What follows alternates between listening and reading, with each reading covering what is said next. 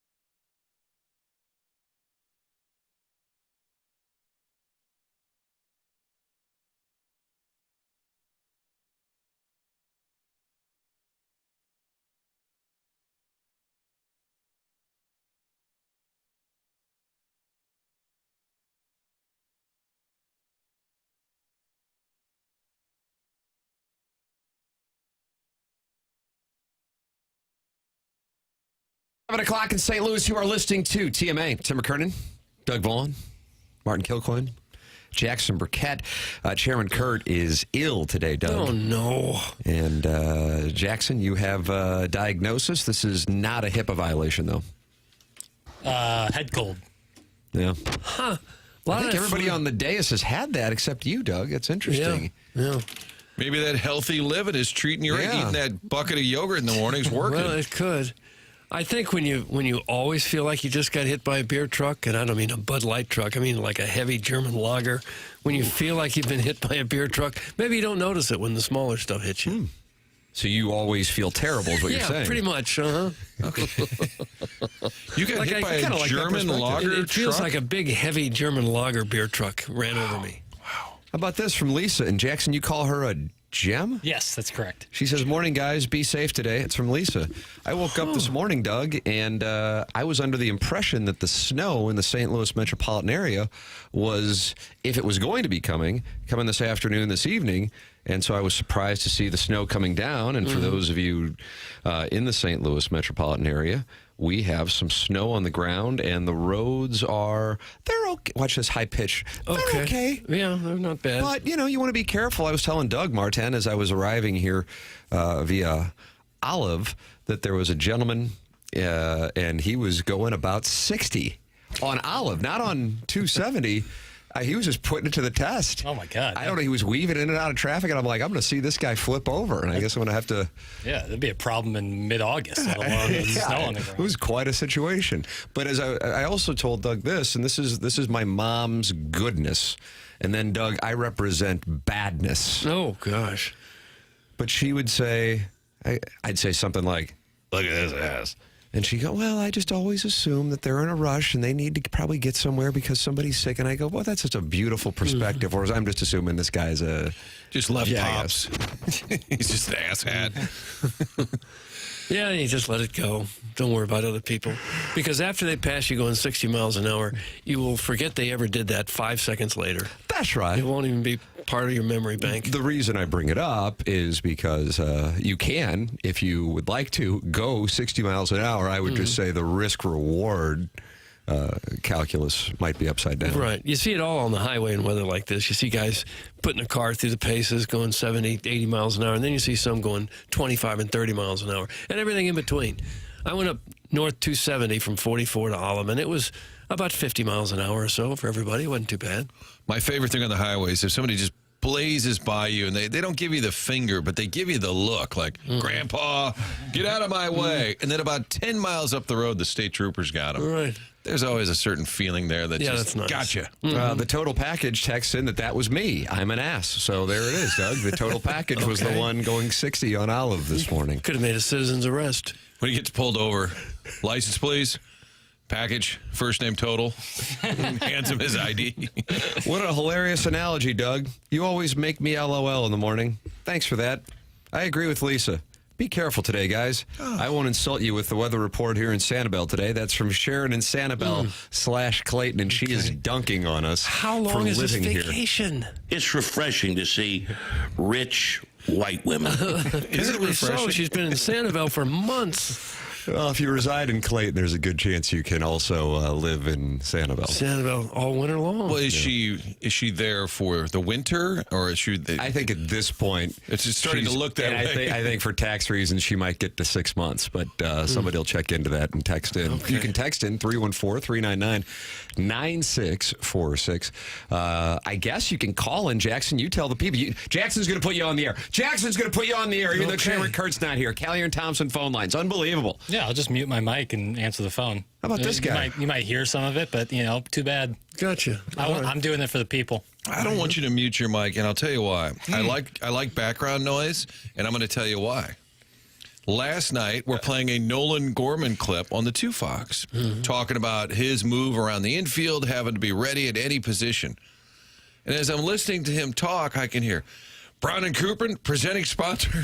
The audio, we are grooming in the background. Well, we're getting you back. We're getting you back from infiltrating our broadcast. Yes. When Brown and Crouppen bought the presenting sponsor of this presentation, one of the things that you didn't know at the Two Fox was that we give what's called added value, and that we will do live endorsements on local network affiliates. On the occasional Martin soundbite, you will be in the background. I could hear Tim clearly talking about Brown and Crouppen while trying to focus on what Nolan Gorman had to say. Probably my fault for being 10 feet away you were from close. the live broadcast, but Lensman Jake sort of liked that background. So the trade-off was occasionally you guys were reading email of the day while players were talking. Good to hear Buck Swope on the Two Fox as well. Email in for the Design Air Heating and Cooling email today, the morning after at InsideSTL.com. Design Air is online at DesignAirService.com. Doug, can you imagine your heating system going down this week? Oh, it'd be dangerous. Oh, my Pipes would freeze. You'd have real problems. You better believe it. So if that were to happen, don't panic. Even though it's 7 degrees and it feels like it's -3 in the St. Louis area right now, you just go to DesignAirService.com, and they pride themselves on getting out there as quickly as possible. And they also pride themselves on not upselling you. Martin is a client. Doug is a client. I am a client. They are the longest-running sponsor on TMA, and the sponsor of our email today, it's Design Air Heating and Cooling, online at DesignAirService.com. Martin, I told Jackson at about 6:15 this morning, I said, hey, Balloon Party, it was a special moment in time, a 1-hour piece of magic on 101 ESPN from January 2022 through December 2024, October 2024, but who's counting? But Jackson made that show sing like a cute little birdie with his questions. And I said, today, considering this is the winter of our discontent in the sports schedule, this would be a good day for you to bring back those questions that Martin oftentimes, because of onboarding at 10 o'clock, doesn't get to experience. And Jackson said, I'm going to put on this cute little ski sweater, and I'm going to bring the heat. And guess what? What? He said he did it. Oh. That's right. You got heat, buddy? You got heat? Yeah, I'm dressed business casual, and I'll casually give you the business. Oh, thanks for that. Thanks for that. That helps. You're dressed in a snappy sweater. He walked in, and I go, look at this, Doug, we're at the ski lodge. Yeah. It is Looks like you should have a pipe in your hand, maybe. Yeah. Well, I figured today's broadcast would be cozy. I want people to be cozy. And I thought I'd reciprocate that feeling with my dress. All that's missing is a cup of hot cocoa by your side. I have a cup of coffee right overnight. That counts. That's good enough. Right overnight. If you like that, I have a feeling you... Yeah, that's awful. You're straight out of a Dickens novel. I feel like overnight. Yeah. All right. Well, we want to get it underway. Sure. All right. Well, let's just get it. I mean, we'll get an indication of how good this is going to be with the first question. All right. All right, here we go. Do you think international competitions like the Four Nations face-off, especially in a slow time in sports, could be a catalyst for hockey to grow interest and excitement for fans who would consider themselves casual at best when it comes to Yankee flatball? Doug, did you like that right there at the end? I did. I like the Yankee flatball I had a feeling. As I was driving out here, Martin, I'm usually a curbside podcast guy. There's no curbside podcast until the Blues get back in action on Saturday. And I was listening to Andrew Marchand's podcast. Did you say Marchand or Marchand? I think it's Marchand. And then it's Brad Marchand. Yes. Well, that's gonna really test us. He's a sports media guy with The Athletic, used to be New York Post, and he's got this system in which you can listen to it on whatever platform you utilize to podcast, but then you got to buy the podcast and subscribe to it for like $5.99 a month, which I'm happy to do, but then you got to go to his website to listen to it. So it's a little clunky, the process. That's perfect adjective for it. But so like in about 6 minutes before he gets to the meat on the bone, he'll go through a couple news and notes. And his news and notes were the United States and Canada game got 4.4 million viewers, and it peaked at 5.2 million viewers. That's the most watched non-Stanley Cup final hockey telecast since a Blue Jackets Bruins playoff game on NBC in 2019 that averaged 4.5 million. And I, in parentheses, ask, how the hell did that happen? I don't know. We know the Blues would play the Bruins in a matter of weeks, but the Blue Jackets... I think that must have been the second round because they swept the Lightning, who won the President's Trophy in 2019. Am I right on that? It seems right, yes. Geez, sorry that you're bored with knowledge. Maybe Thought this show was going to be cozy. Doug's a little snippy. maybe they put that game on NBC or something. Maybe it was a network game. To put things in perspective, NHL postseason games last year across ABC, ESPN, ESPN2, TNT, TBS, and True TV averaged 1.54 million viewers. So this U.S.-Canada game, 300% increase. And so my answer to your question is absolutely. And I would tell you this furthermore, because I was thinking this as I was driving here this morning and heard those numbers. The fact that the game, first off, great that Canada won. I think damn near everybody, minus those in Sweden and Finland, would agree. Damn great that you're going to have the United States and Canada again. But for it to be on a night when nothing else is really going on, that is optimal. So yes, I do think, I can't wait. I'm looking forward to watching it with my 7-year-old son. Can't wait for it. Mm-hmm. It feels like Matthew Tkachuk's brand has exploded. He was great on the broadcast last night. He was great. And I think it was Eddie Olczyk or somebody at the end said, well, he'll be taking my job in 5 to 10 years because he's so polished. He's a great player. He's got an edge to his game, so he's not boring. You know, and some of these hockey guys can be kind of boring. He gets in the booth. He's entertaining. Mm-hmm. He's kind of the face of U.S. hockey, and maybe, especially winning the Cup last year, isn't he an emerging, like, NHL brand? Yes. I mean, it's unbelievable. You know, it's funny, coincidentally, I met, at the very least, Brady, and I think Matthew as well, at the 2018 PGA Championship. Doug, you remember that tent that Justin Rose went into in a rush because he had to drop ass? That was right along the 3T box. I know you've been a member at Belle Reeve since 88. 87. How do they indicate that on the score sheet? Is that on there? I think he was going to be late for his tee shot. Number 3, very gettable. And later that afternoon, I was walking along that tent making that observation to Walter, who you may have heard call me dirtbag. Unfortunate. And I think he was mistaken. I think he was directing that toward Doug. Mm-hmm. But he was bringing his boys with him, and it was August of 2018, and I believe Brady was about to announce whether or not he was going to go to school or announce that he was eligible for the draft. And Walt was telling me that the boys are big golf fans. Yesterday afternoon, TGL has like 3 straight matches going on. That's the Tiger Woods, Rory McIlroy venture where they hit a ball into a screen right by where your guys' place was last week, by the way, off PGA Boulevard. And Keegan Bradley and Rory McIlroy are sitting there having a conversation about how great the Tkachuk brothers are. And that they're huge fans. And Keegan Bradley's like, oh, my God, those Tkachuk boys, aren't they great?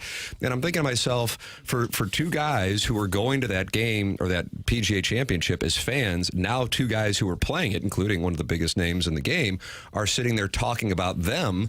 And it's mainly because of what took place on Saturday night. Yeah, Matthew won a Stanley Cup, but Brady plays for the Ottawa Senators. I mean, my God, you couldn't get less recognizable as far as a brand goes in the United States. And they have made headway in the last 72 hours, and there's an opportunity for it to grow even bigger if the United States is able to win in Boston Thursday night. They kind of got a Hanson Brothers thing going, only they're also all-star caliber players, which is a good combination. But when you said those other hockey games only got averaged 1 million viewers, that doesn't seem like many at all, does it?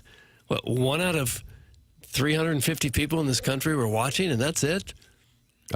Those numbers per Sports Business Journal. Yeah. For a typical NHL playoff game, it does seem low, especially when you talk about, and now the NFL, nothing compares. But to them, 1 to 4 million is like an added number on a Super Bowl. Yeah. Hey, did we get 130 million or 131 million? Did we get 134 million, 130 million? It is. There's nothing that comps with the NFL numbers, but for hockey, if that's the comp, that's encouraging. You got to think Thursday will just blow that number out of the waters, and that number I would assume doesn't include Canadian viewers, right? I do not. Probably. I have a feeling that's just in the U.S. I bet you in Canada it's massive. So with regard to the biggest game. It was Game 7 of the Panthers-Oilers last year. That drew 7.67 million. Yeah. And how about this? It clearly showed the desire of hockey fans who have been dreaming of best on best for years. The 2016 World Cup of Hockey game between the U.S. and Canada did 766,000 viewers. Mm-hmm. So it pales in comparison. Well, and when you have teams playing for their country, now you got the whole country with a reason to watch, a team to root for. You know, if you got Florida playing somebody else in the Stanley Cup, pick whatever team, then you got diehard fans from those cities. But when you put USA across the chest, now everyone in the country has a rooting interest, so that helps. As great as Saturday's win was, it doesn't really matter now, does it? Because if you lose Thursday, all of a sudden, well, Canada on the ice with the trophy in front of the Boston crowd booing them more than likely. And the U.S. has got players hurt now, too. Both Kachucks. It doesn't and sound Charlie like, McAvoy and Austin Matthews. I did see that McAvoy's in the hospital, they said, in Boston. Mm-hmm. It didn't sound like either Kachuk was serious. Like Brady said, oh, Matthews going to play. And then Brady leaves the game, and the coach said he should be fine. So I think they're going to – there's no way in hell they're missing that game. There's just no way. I mean, and Austin Matthews had an upper body situation, which was probably dictated by the United States game, meaning absolutely nothing. I was looking at that line yesterday between Canada and Finland. Did you bet that, Doug? I did not, no. Jackson, Canada was minus 2.5. Oh, wow. And it was plus 120. And I didn't fire a bullet. But if you would have bet Canada minus 2.5, it was 5-1. And it looked like they might go ahead and put 8 up on Finland.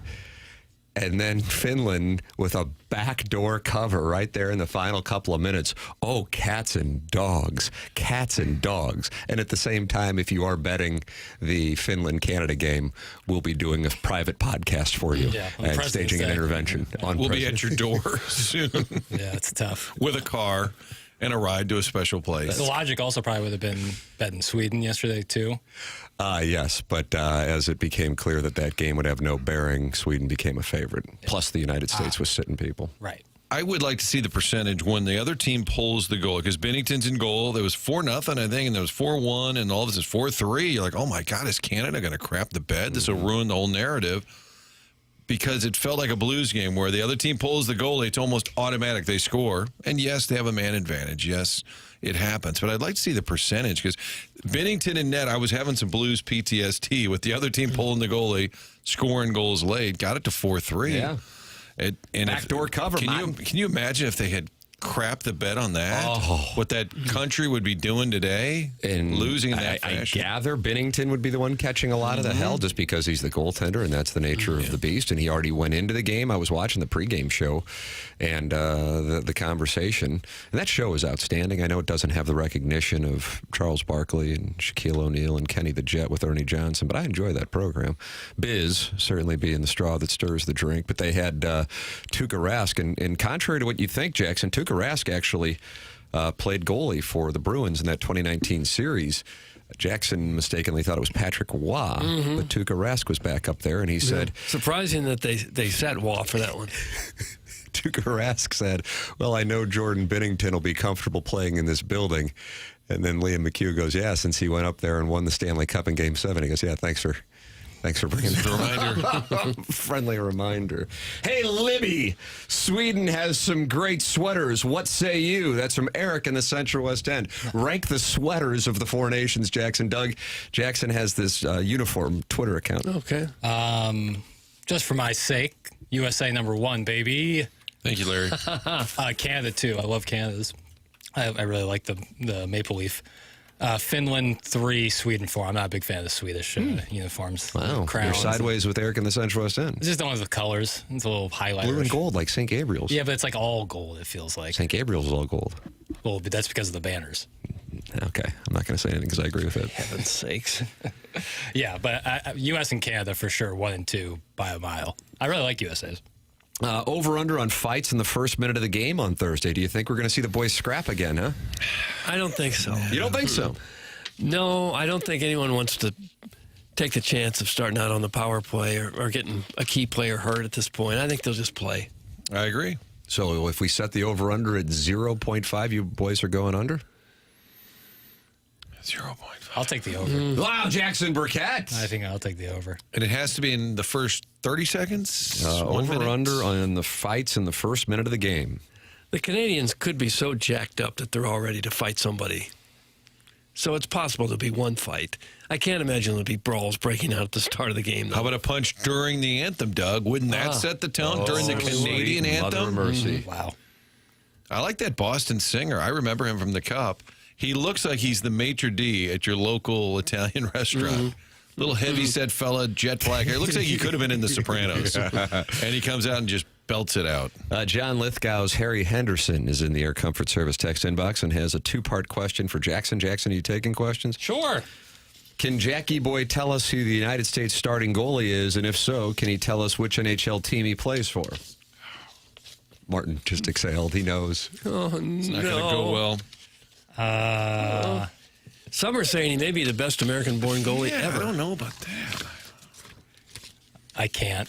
All right. Plays for the Winnipeg I tried. Jets. Yeah, Martin helped you out with question 2. Why do you hate these United States of America? Jack. He plays for the Jets. Winnipeg. The WPG, which is Wins per game. Initials CH. first name Connor. Connor Headley.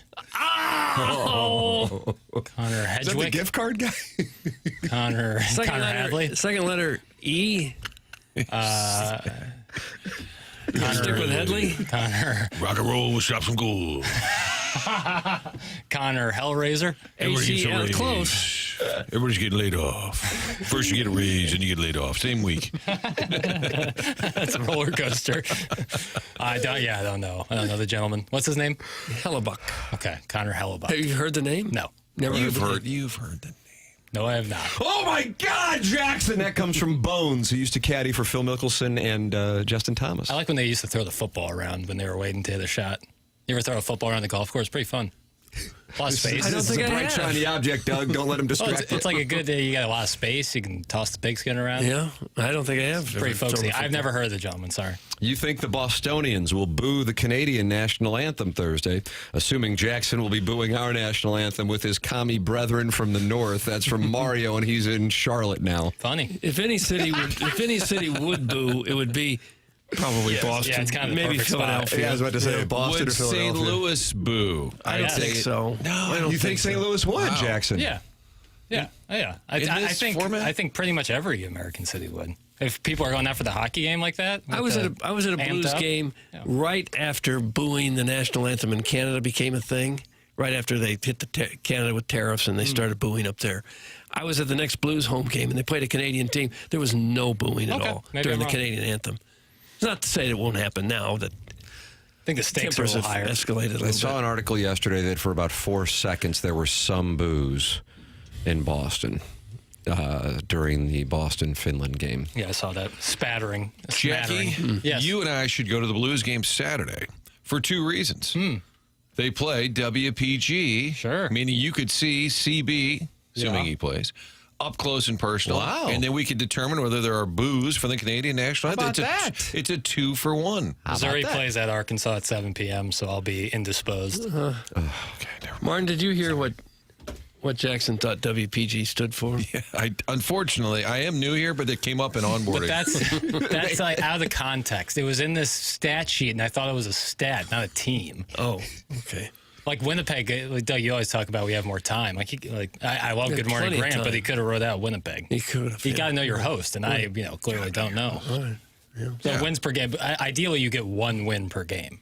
That's also the limit. Yeah. You can't get more than 1. There's no such thing as a 5-point basket here. Pele Blanco says St. Louis hockey fans are not geopolitical. They don't seem to be. Like we're unaware. We're in some sort of news desert. I don't like the whole thing being mad at Canada. I don't like that. These have been our best friends forever. America's hat. I don't like the booing back and forth. Yeah. America's hat. Is that your thing or is that a thing? Yeah, No, that's what everyone says. Doug calls it America's hat when Is that Larry right? Nickel ranks it second in the country rankings. Some people call it North Mexico. What's your favorite part of Canada, Doug? Vancouver. Yeah, Vancouver's I've never a beast. been. You never been? No. Ooh. Felt like Goldberg got all those trips. Boy, Vancouver. Bees knees. Windsor will do you right, too, if you know what I mean, huh? Windsor will do you right, too, if you know what I mean, huh? Windsor's South Detroit, right? Yeah, but it'll do you right if you know what I mean, huh? I don't think I know what you mean. What about Banff? Banff. Oh, I'd like to go there. Yeah. Yeah. It's not golf Lake courses. Louise. Golf courses look unbelievable up there. I'll have to go check that They out. held the Winter Olympics there once, right? 1988, Dan Jansen kept falling. Oh, yeah. Is that the Cool Runnings one? Or that was Ottawa? Well, that wasn't a real. What do you mean? The movie? Yeah, but they were at the the Winter Jamaican Olympics. team Yeah, they were at the that Winter Olympics. qualified, Wasn't okay. that a real location? Was that in Montreal? Doug, we're just naming I Canadian don't cities. know. I just was asking. Hold on, Cool Runnings was based in Montreal? I thought that they went to the Winter Olympics, certainly in some Canadian province. And I thought it was either Alberta or Montreal. Yeah, Alberta being probably Calgary area. Where Okay, they I think held Calgary this- might be the answer. Where they held the Winter Olympics. It's a Winter Wonder playground. Sure. I was just wondering. It appears it was the 88 Calgary Games that Jamaica had a two-man bobsled. Okay. All right. Heads up, the boys in Banff like to peg. That's from Dimitri Sokoloutou. Now, we don't know Is that. that like on the sign? Hey, Fidel Burkett, your lack of patriotism gives me violent diarrhea. That's from the Warsaw Woods Vac. Violent. I guess it's not a total loss. Oh. You can text in, as many are doing right now, 314-399-9646. I like the question, Jackson. It's the question I was thinking as I was driving out here in our winter wonderland in the St. Louis metropolitan area, that it is optimal for the game of hockey that, number one, you get the United States and Canada. Number two, it had huge ratings on Saturday night. Number three, the fights got people talking who are casual fans, and I bet a lot of people who normally don't watch hockey will be watching Thursday night. And it does give an opportunity, Martin, as you were making reference to, for the Kachuk boys or somebody else with the U.S. team to gain some star power. Absolutely. So I tip my cap to the question. Thank you. More By than the way, and Big Walt on the show yesterday later said he was at the morning skate. That remember we thought he was coaching or something? He was at Team USA's morning skate. And I guess that coach, Mike Sullivan, is his former teammate. Yeah, they played together in Arizona. And he remembered seeing the boys run around. They would have had to be really little because they moved to St. Louis when they were like 3, 4, 5. But the U.S. coach said, I remember these boys running around, and here they are, leading the charge for the U.S. of A. Will you guys wear red, white, and blue Thursday? I think we should. Oh, we believe should, it. yeah. Jackson, will you? I'm kind of in red, A white, lot of and red blue right now. A lot of red. Red and yellow. I'll figure it out. Damn it, Jackson. My name is supposed to be saved in the text inbox as the Linda Sniffer. That's from Dimitri Sokoloutou, who says you were supposed to switch his name. Well, good thing I don't work for you. So The Linda Sniffer. I'm sorry, Jackson does not. I work for Hubbard Broadcasting, not for Dimitri Sokoloutou or any Linda sniffers. But I'll change it, whatever. What a nice gesture. How about that? You can make a text inbox request, but for the record, Jackson only does that during the first week of the month, usually. So you're going to have to wait till March 1st. Through March 8th, Doug, to get your text inbox name and your Comfort Service text inbox changed up. All right, what do we got on the Stiefel dossier today? I see John Kelly will be with us at 8:15, 101 ESPN with the 8:15 Blues guest John Kelly with us. And then surprise line at 9:15, Martin. Oh, my goodness. Looking forward to this. I think it's a wintry treat for the audience that's out there with these lightly seasoned roads, and be safe unless you're going 60 down Olive. Right. But for the rest of you, sit back and enjoy a little fun with the fellas at 9:15. Doug, did you pick up any reads on who the guest could be? I didn't really. We have initials, maybe? Probably not. No. Okay. Wait, I don't know. No, don't think I can. That's coming your Jackson, way what do at you think? 9:15. On a 1 to 10, entertainment value. 7. Okay. 7. I'm going to take the over. The 7. Hey, listen. Hey. Happy to be wrong.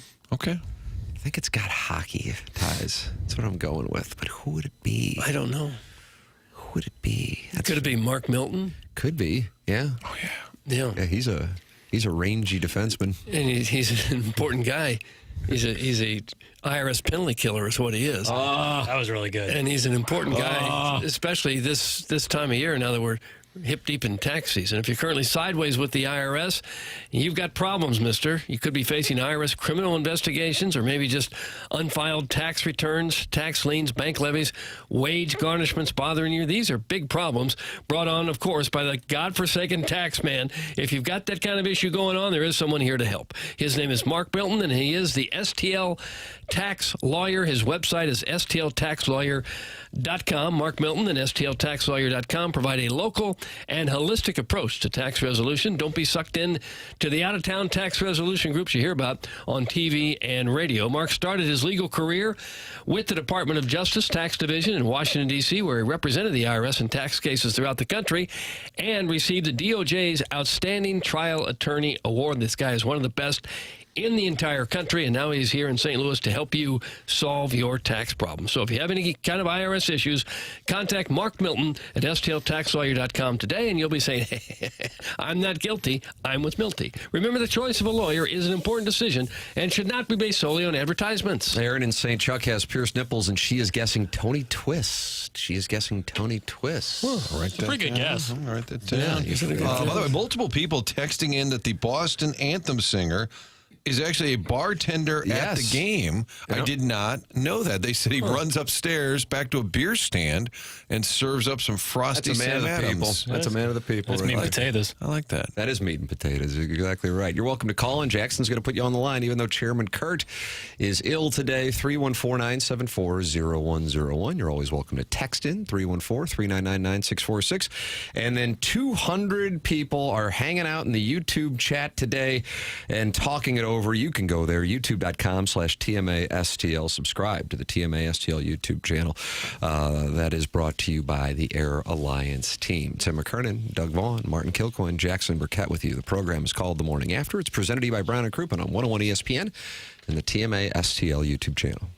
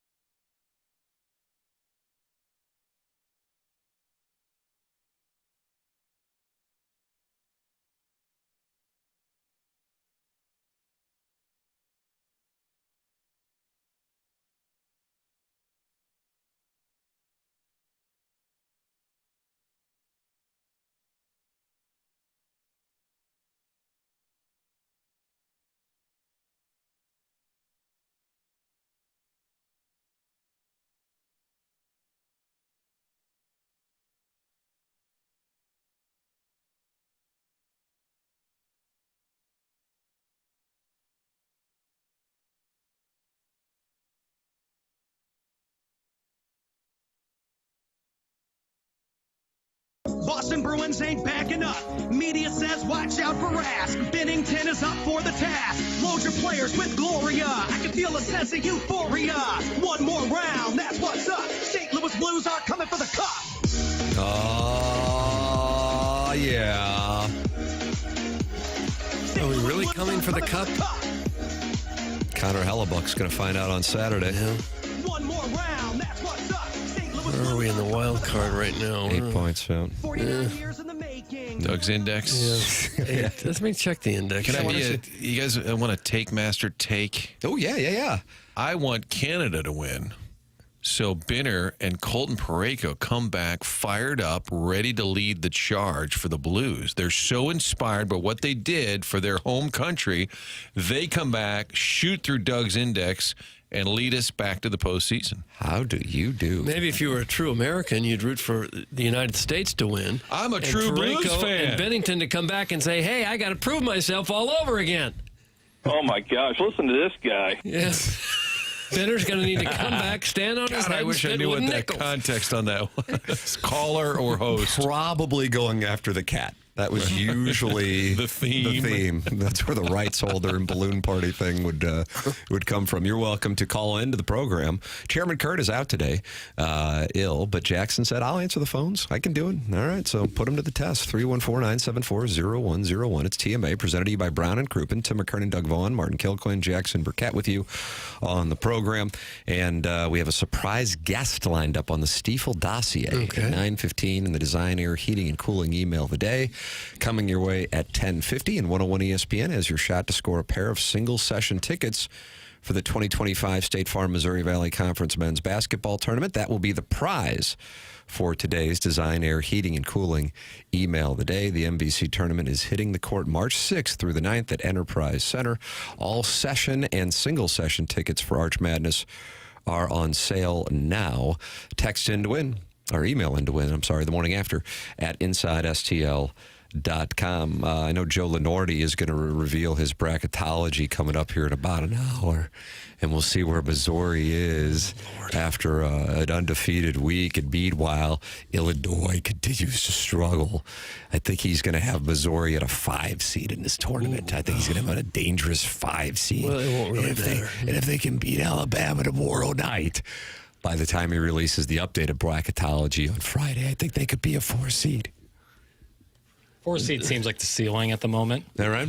Would you take a 6 over a 5 to avoid the dreaded 5-12? That never bothers me. It's superstition nonsense. The SEC has 5 of the top 7 ranked teams right now. How do you do? Yeah, absolutely I'm fine, right. thanks. Yeah, it's legendary what the SEC is doing right now. I think a 4 seed is in the relative world of running the table be outstanding, but I think a 4 seed is about the ceiling. I was listening to John Fanta. You guys ever heard John Fanta? Field of 68. He feels CBS. a little like he could be Chris Farley's long-lost son or something. A little bit. He's a very unique character, and I really like him. Yeah, he made an interesting point. It's like, if you really want to make a run in the NCAA tournament, winning the SEC tournament is great for seeding, but it might not benefit you in the long run. It might benefit you more to get a couple more days of rest, sleep in your own bed. I think that's more the case for teams like Auburn or Florida or Tennessee, who are kind of locked into their 1 or 2 seeds. But I think maybe for a team like Missouri, you could really boost up your seeding. I don't know. I thought an interesting point either way. Jackson, would it be your version of an orgy to go to Nashville for the SEC tournament? I think there's a possibility of that happening. Whoa. I'm thinking about doing it. Yeah. Taking my 7-year-old who's gotten into basketball here lately, and he's on spring break, and I'm thinking about it. But the risk is if Missouri were to lose early, yeah, and I'm sitting there watching a bunch of randoms. It depends. But at the same time, the randoms are damn good teams. Right. It depends on how the rest of the season goes, because they could get a bye or even the double bye, which would certainly change. Do you like the way he said that? Or even a double bye. Put on a sweater. He's a different guy. But even if they were to get eliminated, let's say in the quarterfinals, you'd still have some pretty awesome semifinal and final matchups. Like if you get Auburn, Alabama again in the final. Nashville's so much fun, though. Yeah. Even if your team loses, you'll have fun things to do. It might be harder with a 7-year-old, but is that too early to start drinking with my son? Probably you're not going to want to hang out on Broadway. No, you could. There's a lot of restaurants there. Just leave him in the hotel room, Tim. You go out and shoot it.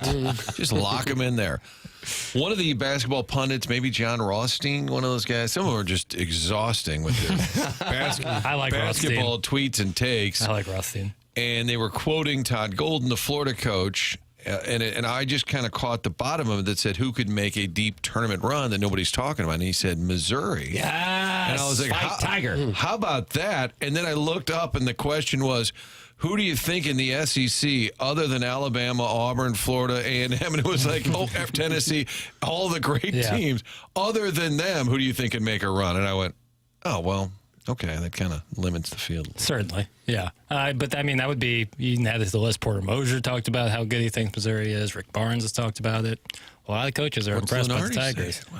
When's that coming out? Usually around 9 o'clock on Tuesday. Yeah. Got Missouri as a 5 seed.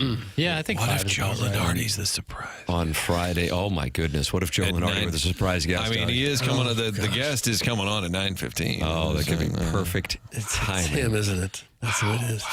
For the record, if you are interested in wagering on Missouri to make a run in this NCAA tournament, Jackson, what do you think the odds are for Missouri to win the national championship? Oh, man. What a sound.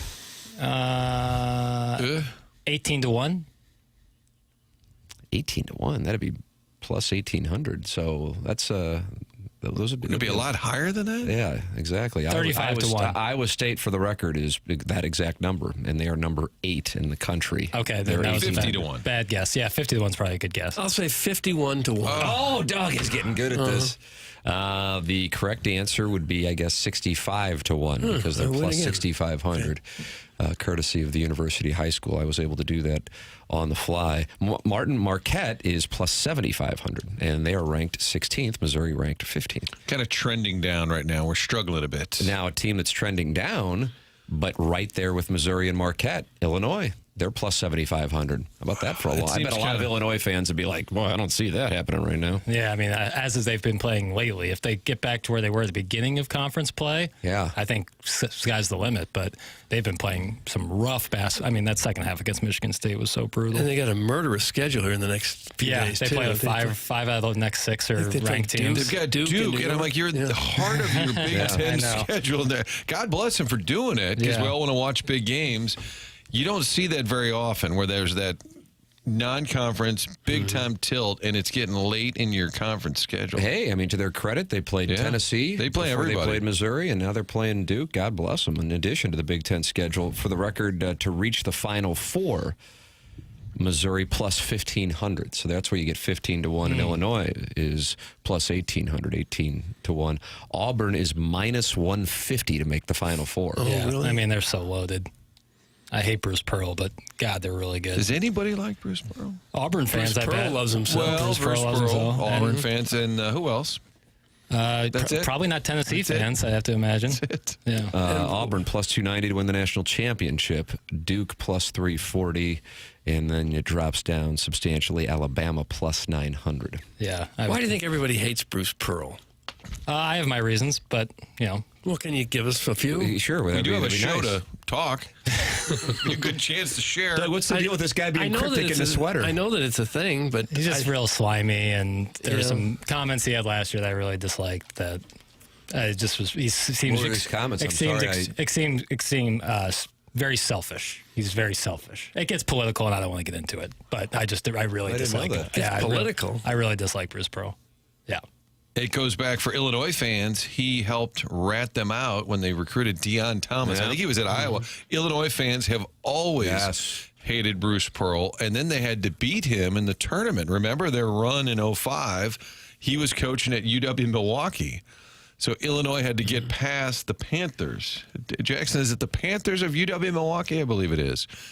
And so they beat Bruce Pearl. I didn't expect you to know I was kidding. The facial reactions, if you watch on YouTube, Martin's got a little Chevy Chase element to it. If you watch closely, you'll be rewarded. And right there, Jackson had a look of absolute confusion. When I wasn't expecting you to know the Milwaukee team. Of course, you asked me. How would I? But they beat Bruce Pearl on their road to the Final Four in 2005. And for Illinois fans, it was extra sweet because they still hate Bruce Pearl.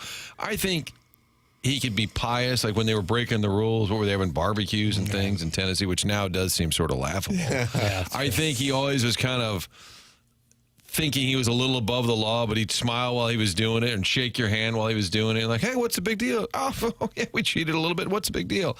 I think for a guy who turned in people for cheating, it does seem a little ironic. Most universally beloved college basketball coach. Current. Okay. Izzo. I'll go Izzo. Izzo would be up there. I think Tommy Izzo is probably a nice play. Yeah. I don't think he's high profile, even though he's had a lot of success, but I don't think he's a name that a lot of, and I'm not talking about Izzo, I'm talking about Rick Barnes. Oh, yeah.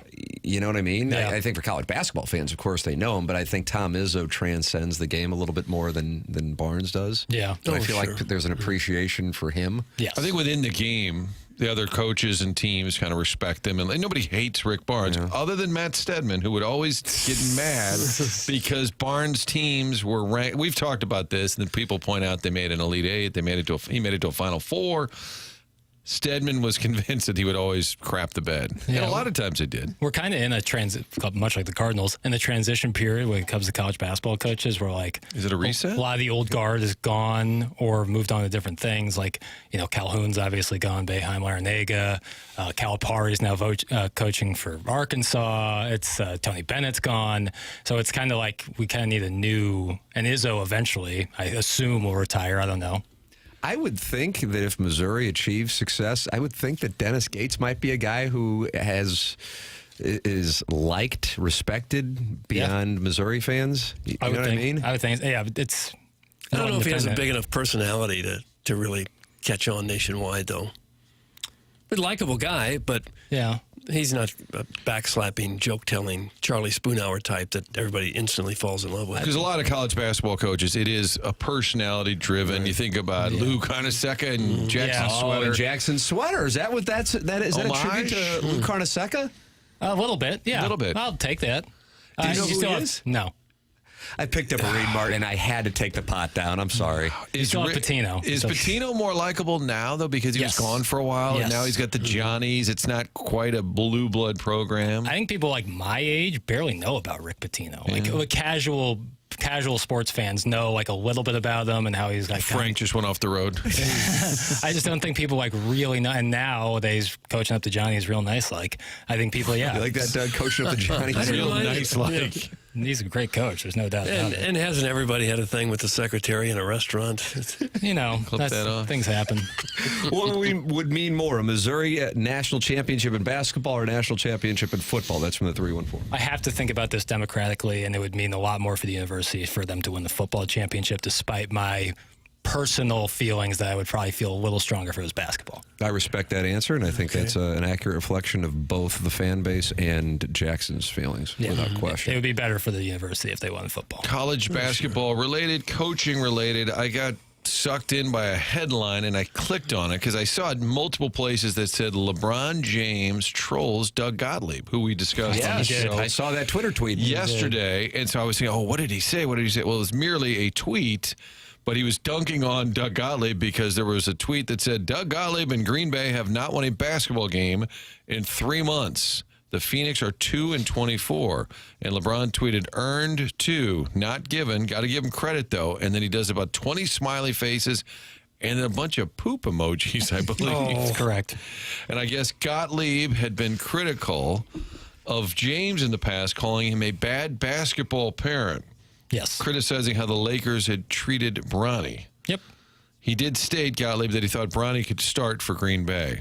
Oh, okay. Well, that's nice. Right. I kind of enjoy that. LeBron dunking on Gottlieb. Gottlieb, I would say, you got to be careful when you're like the smartest guy in the room, according to him. Kind of the know-it-all guy. And then when it blows up in your face, it's going to be a little rough. Jackson, is that one of your least favorite take Smiths in the game? He'd be up there. Yeah, he would be up there. I'd say way up there. But, the Freddie Freeman thing from a couple of years ago was just, it was good to see a little bit of justice going around. I was a big fan of the litigation when that took place. Friend of the show, Matt Holliday, is friends with Doug Gottlieb. So, we apologize, Matty, if you're driving around Oklahoma. We apologize. Listening to it, yeah, I guess so. Calipari, Izzo, and if Patino was in here, we're talking Italian special. We're talking rigatoni, marinara. I don't know. Is all they do eat? No, they're all thin. I was reading a bio here on Bruce Pearl. He's one of the only Division I coaches who didn't even play high school basketball. Oh. That's interesting. He was a student manager in college. Yeah, I need to play. I mean, it gives you more credibility in the room. It says he hurt his shoulder playing football, so he couldn't play any high school basketball. You can coach. Doug, he falsely accused Illinois of recruiting violations when he went to the University of Wisconsin-Milwaukee. Bruce Pearl can never sleep with my wife. That's from the recovering alcoholic from Belleville and Webster Groove. He's the only one, apparently. The only one who's not allowed. Is Libby Jack growing a mustache? I think I see something going on there. That's from Mr. Bojangles. That's right. Boy, I can't see it. Yeah, it's a real better from the side profile. I'm calling it my Larry. Can you tell it it's going on, Mark? I see a little something up there. I'm calling it my Larry Bird stash. It's kind of like today's snow. It's a dusting. Yeah, it's. I'm letting it ride. I think I'm gonna keep growing it and keep trying until my 27th birthday on March the 13th. Oh wow, that's something to look forward to. I'm gonna shave off everything on the side, like probably today, but I'm gonna keep my Larry Bird mustache. Good. Does the Larry Bird mustache mean you could also work at a truck stop? Yeah, he was a garbage man in between Indiana and Indiana State. So I could so you pick could up. shoot jumpers, or you could work at the local truck stop. That's right. what that stash is telling me. That guy's a definition of pulling up business casual and casually giving you the business. Oh, business. I think so much going on. If you grow it out a little bit, you might look like a rough-hewn woodsman. I'm just trying to look like Larry Bird, Larry Legend. What about Patrick Line? Did you see that shot I grabbed yesterday? I saw that. He looked very similar. But I'm telling you, couldn't agree more. Yeah, but that picture of Jake Gunsel, that's my current Twitter avatar, is just that's too good. So I think I'm gonna keep it. Do you think Line was wearing a diaper in that photo? Wow, couldn't tell. It's always your own guys. Shrapnel from across the board. Yeah, that alliance is. Martin, do you have a doppelganger? I've been told, is it Greg Lieb, who's the Althoff basketball coach, and now he's the AD. But in terms of this gentleman up, Greg Lieb, are you familiar with Greg Lieb? I've gotten that one a few times locally. Not really. I see it a little bit. Yeah, a little. Is he popping up on there? Okay. Yeah, there's one picture that it looks much more like so. Yeah. Okay. I could see that. And 10 years would be Brad Pitt, I guess. Yeah. Clooney, Moore. Billy D. Williams. And Billy D. Williams. Yeah, Billy D. Williams. I didn't see that coming. Billy D. Williams, Pitt, and Clooney. And Martin, you have to know who Doug's doppelganger is, right? Oh, yes. John Lithgow. Yes. No, it's Milt May, former pirate catcher Milt May. Milt May. Have you seen him? Look at him. Is Milt May? Yeah, I can see that. Oh, yeah. It's like Doug's a time traveler when you see the Milton May. Yeah, that one's wild. Can you come in tomorrow wearing one of those old school pirate hats that were sort of like a conductor? They are conductor-like. I had a picture of Milt May that I was showing around the newsroom in Miami when I got there, and I said, yeah, I played Major League Baseball. Here I am with the Pirates. And people go, no kidding, you played? They looked right at the picture. I'll be darned. Why don't you go to an autograph signing as Milt May? He's not the AD there anymore, Martin. Update your Rolodex. That's from the 618, and they are not happy at all, Toff. Yeah, you've really blown it this time. Wow. I don't know how I'm going to get through the day. He was or is, whatever. You get the idea. Hey, Janet, it was 85 degrees on the Super Bowl here, and I played 18 holes yesterday. How's the snow in St. Louis? At least you have your Auntie Anne's and pork steak, so you don't have to deal with the beach and the mountains. That's from Mario in Charlotte, and he was at war with caller Janet. She doesn't like Charlotte. He grew up in St. Louis and is preaching the value of Charlotte, North Carolina. Okay. Hey, Martin, here's a little information. You know who Greg Lieb? We have our own show. I'm sorry. Go ahead, yes. Greg Lieb's first basketball coach? Jeffrey Burkett, my father. Is that right? Full circle, Doug. How about Did you get a text from Pop just texted Pops? me. Yeah. Yep. Wow. Clay City grade school. How about that? Did your dad have some good teams? He was at New Athens for a long time, a little smaller school. So. Whitey's hometown? Yeah. That's right. That's right. Up and down, you know. He was a high school coach there? Mm-hmm. Yeah. He get all fired up. That was fun, though. It'd be fun being a high school basketball coach. Yeah. He was great. He get fired up. Did he? Oh, yeah. Did you go to the games? And I was too young. Oh. Well, I mean, I probably went later, but yeah. Do you watch games with him, and are you both screaming mouse in the house? We both get fired up, yeah, I'd say. Is he big into Missouri, too? Uh-huh, absolutely. He just loves watching ball, though. Tuesday and Wednesday night, he'll just be flipping around watching college basketball all night. Loves it. When did you first hear the phrase "mouse in the house" and know that it was one you wanted to own? Probably high school. It was probably because I was the mouse in the house, and I was like, "Oh, I kind of like that." After some guy. And what does mouse in the house mean again? So for basketball aficionados who haven't heard the phrase. Right. So if you get a mismatch going, some sort of ball screen, the switch, and you got a big man down low with a much shorter guy guarding him, everyone on the bench or on the floor be yelling, mouse in the house. And that means the guy with the ball, let's get the ball inside. So, like, I'm in the paint and Tim has to cover me. Mouse in the house. Mouse in the house. Mouse in the house. Mouse in the house. Yes. But it's code. So you're not saying, Martin's open. Right. Get it in the paint. You have to have a little code. Everyone's eyes will go to the paint, see the mismatch, get the ball in there, and also clear out the other side because it's going to be one-on-one time. This guy's a coach, Doug. Gosh, he really is. Why don't you start coaching? I'm happy Why to. don't you help my squad I'm available. out? We could use a little help. St. Clement is struggling. I'm available. Rebuilding year. We're scoring 31 a game, which we're up. I can get We're that giving to up 30. a little more than How old we're are they? scoring. What's the problem? Is it the defense? Just not a commitment? Well, we struggle dribbling and shooting and rebounding That's and ball possession. How old are they? Did you say? 8th grade. Oh, so Good you can kids. press. You can press at this Oh, point. yeah. That's the key. Kids that age, a lot You're of getting them. information from the Wizard of Crestwood here. A lot of them, especially in CYC ball, they're not terribly skilled as shooters or anything. But what kids can do at that age is run. They can all run. And if you press full court, you will drive the other team out of their minds because kids want to dribble with their heads down. They tend to be selfish with the ball. You'll get a jillion steals, and that 31 points will become 51 points almost overnight. Wow. And you also, when you steal the ball on the press, you get a lot of easy layups down there. Martin, think about implementing We the thought press. about it the other day. We only had 6 kids. So the press, we were a little concerned that they wouldn't be able to sustain their energy for the entire game. Well, But when you have the ball, the one thing you don't want the other team to do is press because it drives you crazy, right? And that's what they don't want either. And when kids can run, they can run forever. Run them! Run them! Doug, we have a lot of 40 minutes of hell! We have a lot of timeouts where Coach Mark and I will say, all right, coming out of this, I need you to screen to open him up. Do that immediately. So you're on this end of the floor to help break the press. Got it. Walk out. Kid walks to the other end of the floor. Where are you going? Yeah, they Where are you didn't going? hear a word you said. I'm like, that was 2. We opened a game the other day, and I said, number 10 gets no shots off. Number 10, Face guard. You hound number 10. Everybody else, I don't care if they shoot. We play a zone. I said, come out of your zone. Number 10 in his face. First possession, they dribble down, over on the wing, number 10, wide open, jumper. You guys got a problem. And I said, You what guys in got the a problem. absolute... Box and one. What in the hell? As you get is higher going in on? basketball, you realize more than anything, it's a track meet. It's who can run the fastest, jump the highest, and you just got to play scramble basketball. Just get all over them, all over the court. Jackson, as a future coach, do you agree with listening to the Wizard of Crestwood here? I think there's certainly times where you got to push the ball in transition, especially if you're deep. Like you look at Missouri, they got a lot of guys go push the ball. But you're talking about players that have some skill.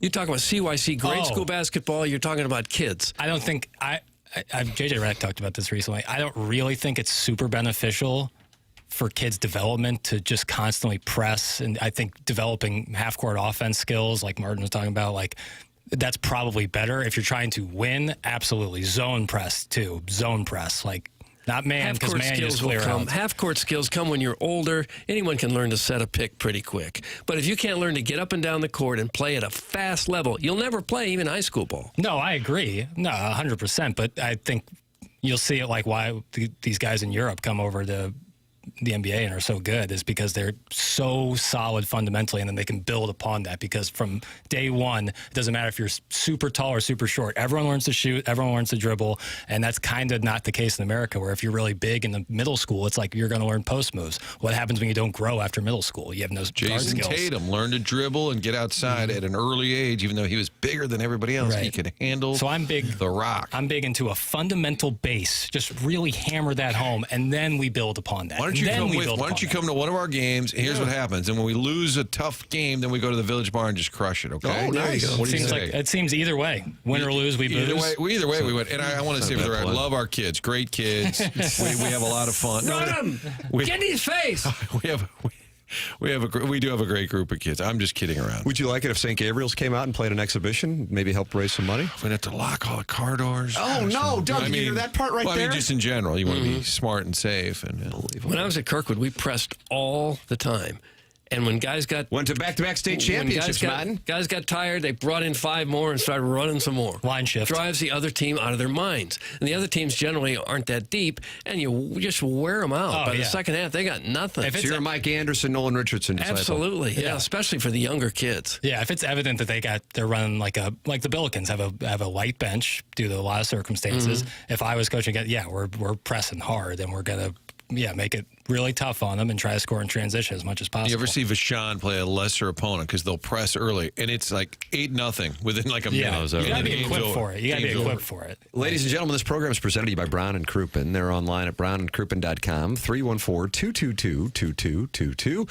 Ed Herman, Andy Crouppen, and Terry Crouppen, regulars here on the program. And if you are in a spot where you're going to need the services of somebody for personal injury law, don't you want to make sure you have somebody who is local, who knows the market, and who's been doing it in the St. Louis area since 1979? Well, that's what you got with Brown and Crouppen. Online at brownandcrouppen.com or by calling 314-222-2222. Make sure you let them know you heard about them on TMA. Remember, the choice of an attorney is an important decision and should not be based solely on advertisements. Tim McKernan, Doug Vaughn, Martin Kilcoyne, Jackson Burkett with you. You can watch the program at youtube.com/TMA. STL and talk it over with 271 friends of the feather in the YouTube chat. This is TMA, presented by Brown and Crouppen on 101 ESPN and the TMA STL YouTube channel.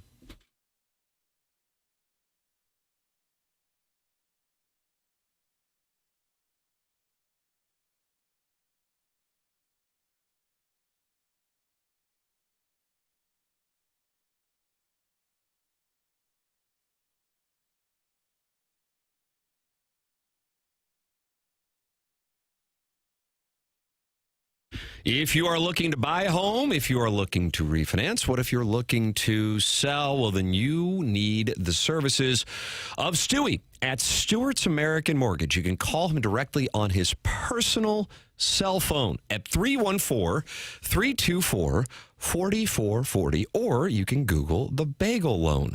Let me make it easy for you. You just call Stewie from Stewart's American Mortgage Corporation. He's going to help you every step of the way. If it's a new home you're looking to purchase, he's going to get you to the closing table fast. How about 10 days? And he will also get you the best interest rate possible. And he also has the Bagel Loan that can help you out as well. What is the Bagel Loan?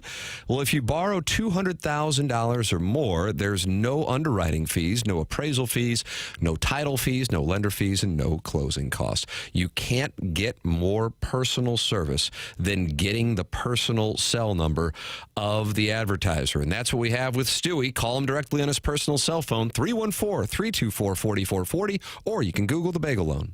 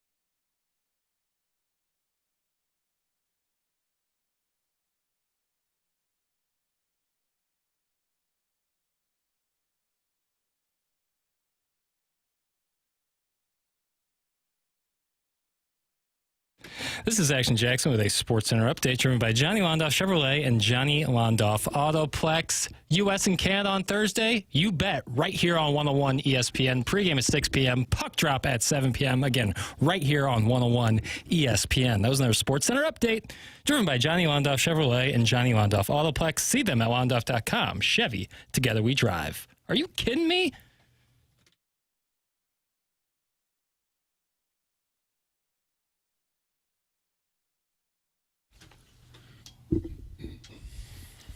I'm going to put in some return music requests. Yeah. Doug, anything you want to hear? Glowworm, probably? Glowworm would be nice. Mm-hmm. Okay, Glowworm. Yeah, I'm stuck on writing that down your song. orders here. So Okay.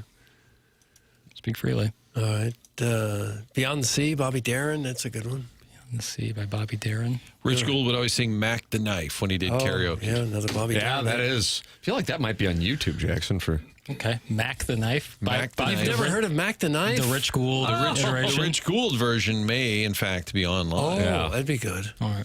It was pretty good, too. I got to say. He asked me to... He's an entertainer, Martin. He asked me last week if the Sea Spray-In was still open. I said I didn't get a chance to check. It was in a hotel somewhere down there, right around Blue Heron, Tim. You know where that road is?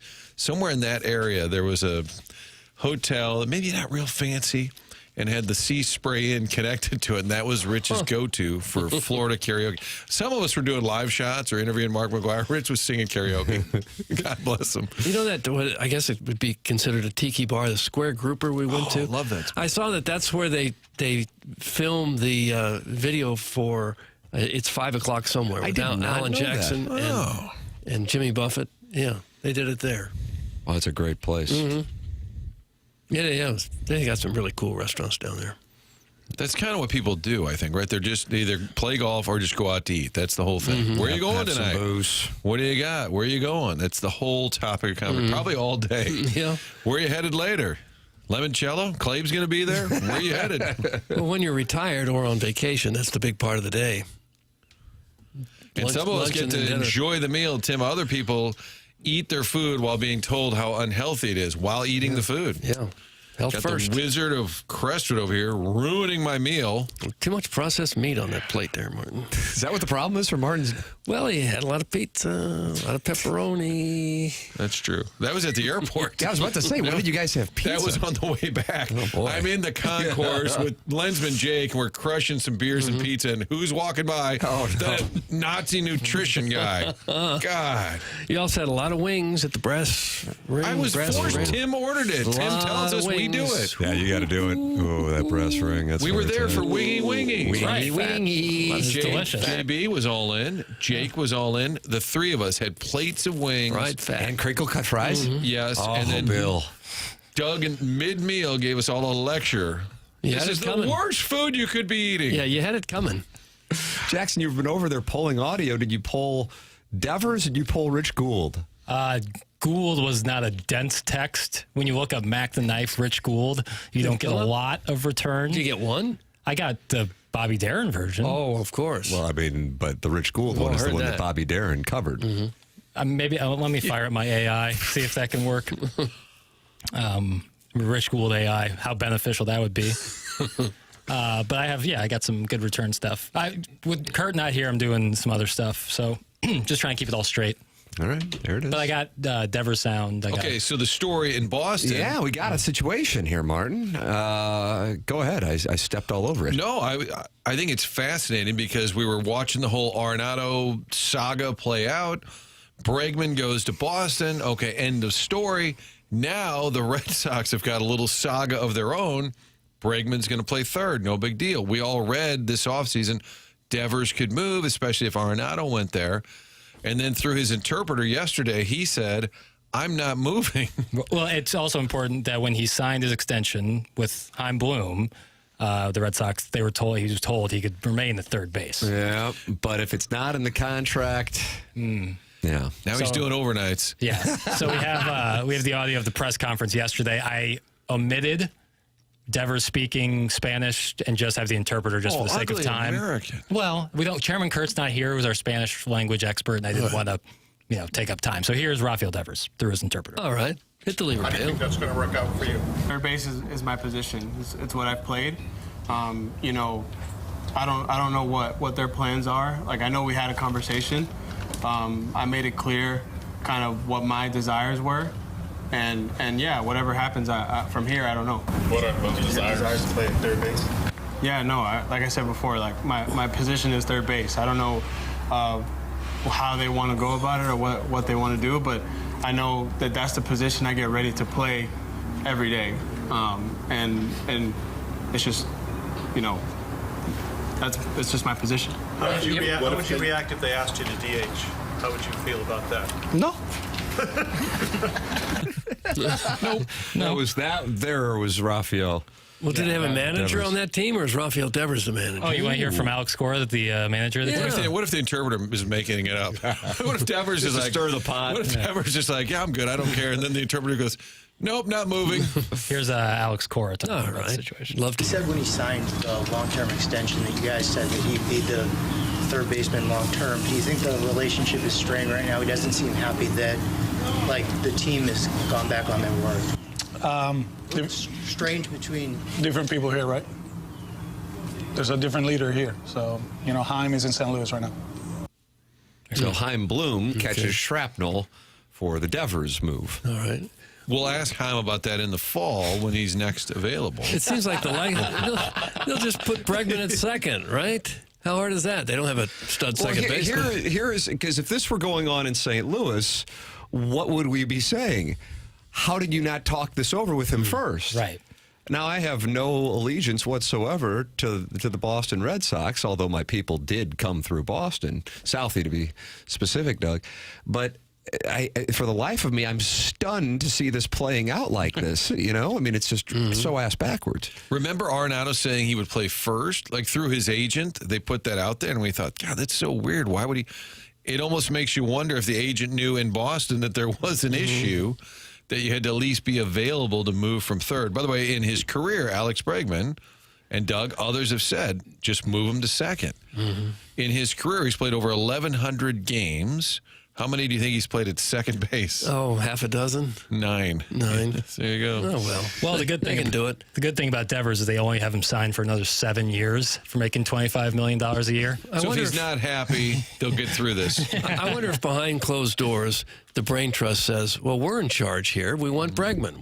We'll figure out Devers. And then after they make the move, Devers creates a stink, and now they've got this problem on their hands. I would understand if it was a guy like third year of arbitration, and but this is Rafael Devers who signed to a 10-year contract. I mean, this is like $25 million a year. A guy you'd at least like to talk to beforehand. One would think. 100%. Ladies and gentlemen, the program's called Morning After. It airs on 101 ESPN and the TMA STL YouTube channel. 272 friends gathered in the YouTube channel. Doug Stagg, a guy named Jose, Don PP, Walrus King, Codeine Cardinals, and John Cusick are all in there talking it over. And you can go in there and talk it over with them. It's youtube.com/TMASTL. And if you're interested in TMA merch, I'm sporting the stocking cap. Do you like that stocking hat? Yeah, stocking cap, I think you call it. TMASTLshop.com. Got the blackout gear that Mike Flanagan put together. You can see that. Hoodies, T-shirts, and hats all available. TMASTLshop.com. Some sharp stuff in there. Ladies and gentlemen, John Kelly's going to join us on the other side of the break on the Stiefel dossier. Get his perspective on what is to come on Thursday night and what will be one of the most anticipated hockey games in recent U.S. history. That's coming your way next here on 101 ESPN.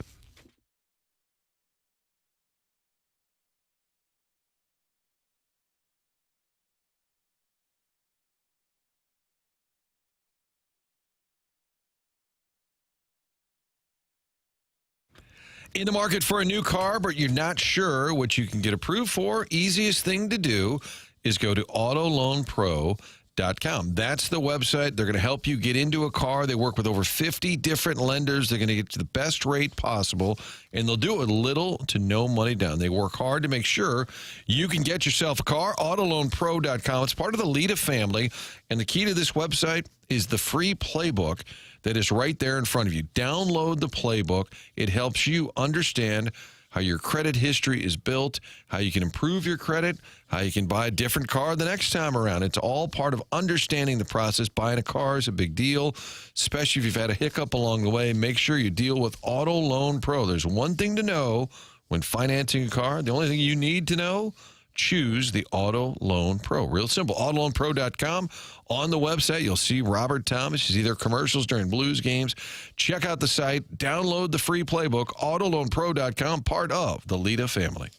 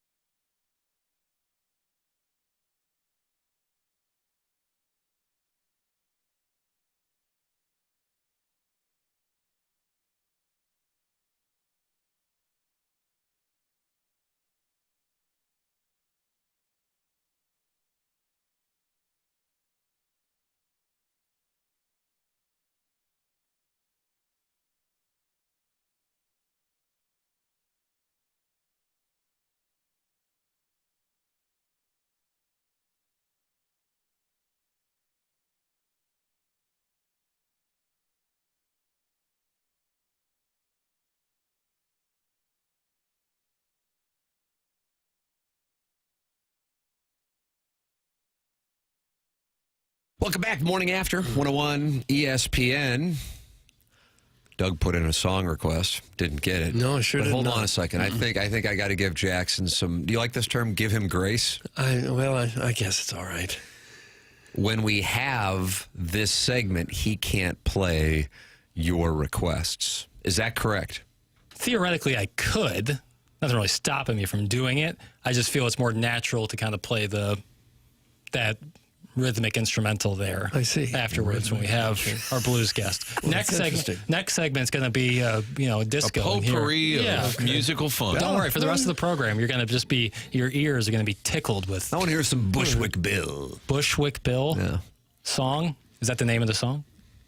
He was a member of the Ghetto Boys. Doug, you ever get any of their stuff? 1991? No, we never did. Missed out on that. Oh, you'll hear it coming up at about 8:40. But right now, John Kelly joins us here on Callier and Thompson phone lines. Morning, JK. Hey, Tim. How you doing? Wonderful. How are you?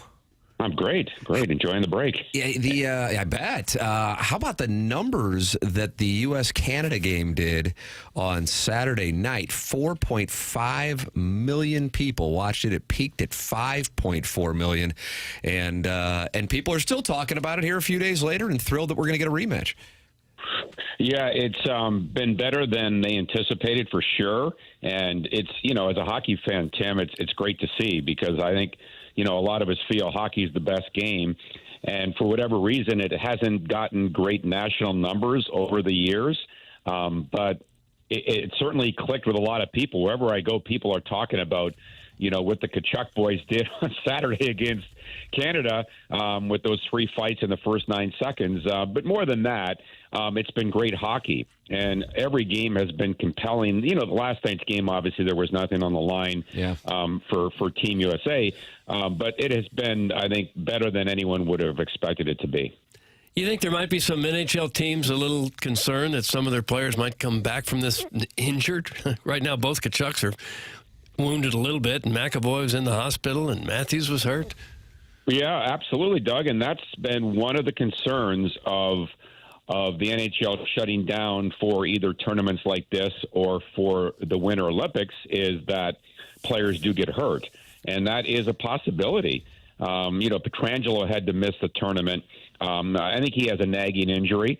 But Shea Theodore got hurt. The Vegas Golden Knights defenseman got hurt in the first game. And, I think he's out for weeks, if not months. So, yeah, it's a big concern. But, you guys have seen the games. It is high intensity. It's hard hitting. It's vicious. So you're going to have injuries, and that's just the fact. So I guess that's what you have to accept if you're going to go to these best-on-best tournaments in midseason.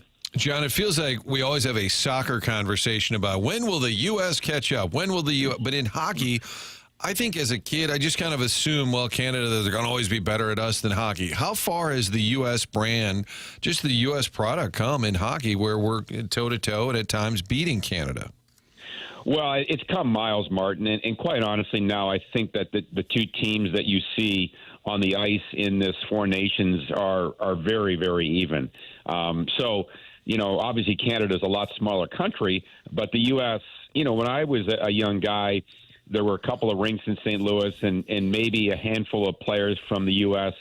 in the NHL. And now the numbers, I don't know the exact numbers, but I would guess around 30% of players are from the United States, and the number continues to grow. So, they've caught up, and I wouldn't be shocked at all the next 5 or 10 years if they surpass Canada with more top players. That's fantastic news to me. Just how much this game has grown in this country. John, you're right on it. The last number I could find online said around 29% of NHL players. Wow, look at that. Was a good guess. Oh, very look nice. at John. Go to John right now. You might already be at the boats, but if not, you should go to the boats. Yeah, look at that. I'm going to sit to John's right, not to his left this week. That's smart of you, Tim. How big is this in Canada, though? Like, the U.S. is fired up about it. The Tkachuk's got everyone talking. But in Canada, this has got to be huge on Thursday where they just do not want to lose this game.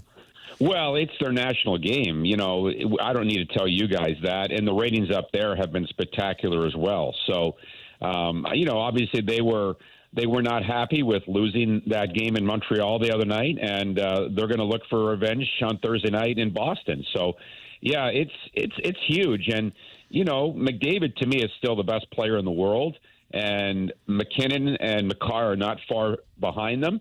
So, U.S. The big thing now to me for the game on Thursday is the status of the U.S. and their health. How healthy are they? Obviously Matthew missed the game. Brady left last night, as you guys said. So McAvoy, as you said, was in the hospital. So that's obviously a big concern. So that's the biggest thing for the American team right now is the health of their club going into Thursday's game. Do you know what the future plans are for this tournament? Are they going to do it every 2 years, or is this just a one-shot deal? No, they announced, Doug, that, obviously every 4 years they're going to go to the Olympics, and then every 2 years they're going to have a World Cup of hockey. So that will involve more than the 4 teams that we're seeing in this Four Nations face-off. I would assume it would be those 4 teams, and then for sure the Czechs and the Russians. And who knows, it could expand into, maybe the Germans and the Swiss as well. So they're going to have the World Cup of Hockey.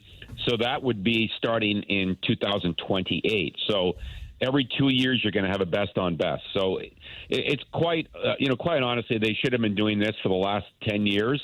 Obviously, I think the ratings prove that.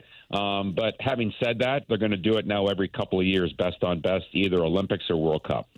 John Kelly, our guest here on TMA. This is 101 ESPN. He's with us every Tuesday at 8:15 on TMA and on the YouTube channel at youtube.com/TMASTL. In our 7 o'clock hour, John, we were talking about the opportunity for this moment, this week, to help grow the game. Martin was making reference to how the U.S. has caught up to Canada, at least theoretically, has started to make that kind of progress. But as far as fans in the U.S. getting on board, don't get me wrong, more and more people. We just talked about the ratings it did. But if you could have a moment, I don't know what else you could ask for as far as the schedule goes, as far as the talent goes, and as far as the hype goes coming off of Saturday for these two teams to have a rematch on Thursday in what is, for the most part, on the sports calendar, a really slow week. In other words, hockey can grab the stage. Do you think that this week could lead to growth for the game as far as fans? Well, absolutely, Tim. How much is tough to say. I thought when Oshie scored all those goals in the shootout in the Sochi Olympics, when was that? Was that 12 or 14? I can't remember. 14. Yeah. 14. And, the U.S. got such a big boost from that, and Oshie was all over the news in this country on the morning shows and things. But for whatever reason, it didn't really carry over into the NHL regular season. But that was a different situation. I think that it will carry over. How much, I don't know. You're talking to a guy that is the son of an announcer who did 17 Stanley Cup finals. And I say that because the NHL has been trying since expansion in 67 to make a big presence on the national stage on U.S. TV. My dad did CBS games, and, of course, NBC and ABC have done the games, ESPN, now TNT. But for whatever reason, it has never taken hold nationally in this country. Probably because, a lot of areas don't have hockey, as we know. But, it is getting bigger, and, we have all these teams in the Sun Belt states. So hopefully that we can break through and it can be a better national TV sport in this country. John, the Blues will skate this afternoon, first time back after taking a little break. So those are the guys obviously not involved in the Four Nations. What do you think the mindset is here? They're sort of buried in the standings, but it's too early for a guy like Armstrong to be peeling off parts. What do you think their overall mindset is? Well, their mindset has got to be win as many games as possible, quite obviously. They're 8 points out, and Vancouver does have a game in hand.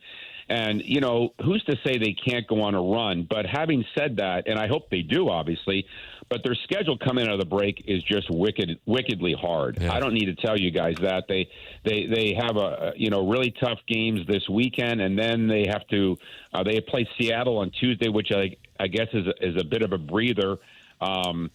But after playing Winnipeg and Colorado, but then they have to go to Washington. Then they come home to play L.A. Then they have to go out west and play the Kings 2 more times. So they're playing the best of the best in the next couple of weeks. And the trade deadline is coming up while the Blues are in L.A. in a few weeks. So if they can't go on a run here and get within 4 or 5 points at the deadline, then who knows what's going to happen. Obviously, there are a lot of rumors out there about, the Blues, and Schen's name has been out there and things like that. But hopefully the Blues can win some games here against some top-notch opponents. Do you think that's likely? Do you think they have the people in place to make a serious and legitimate run?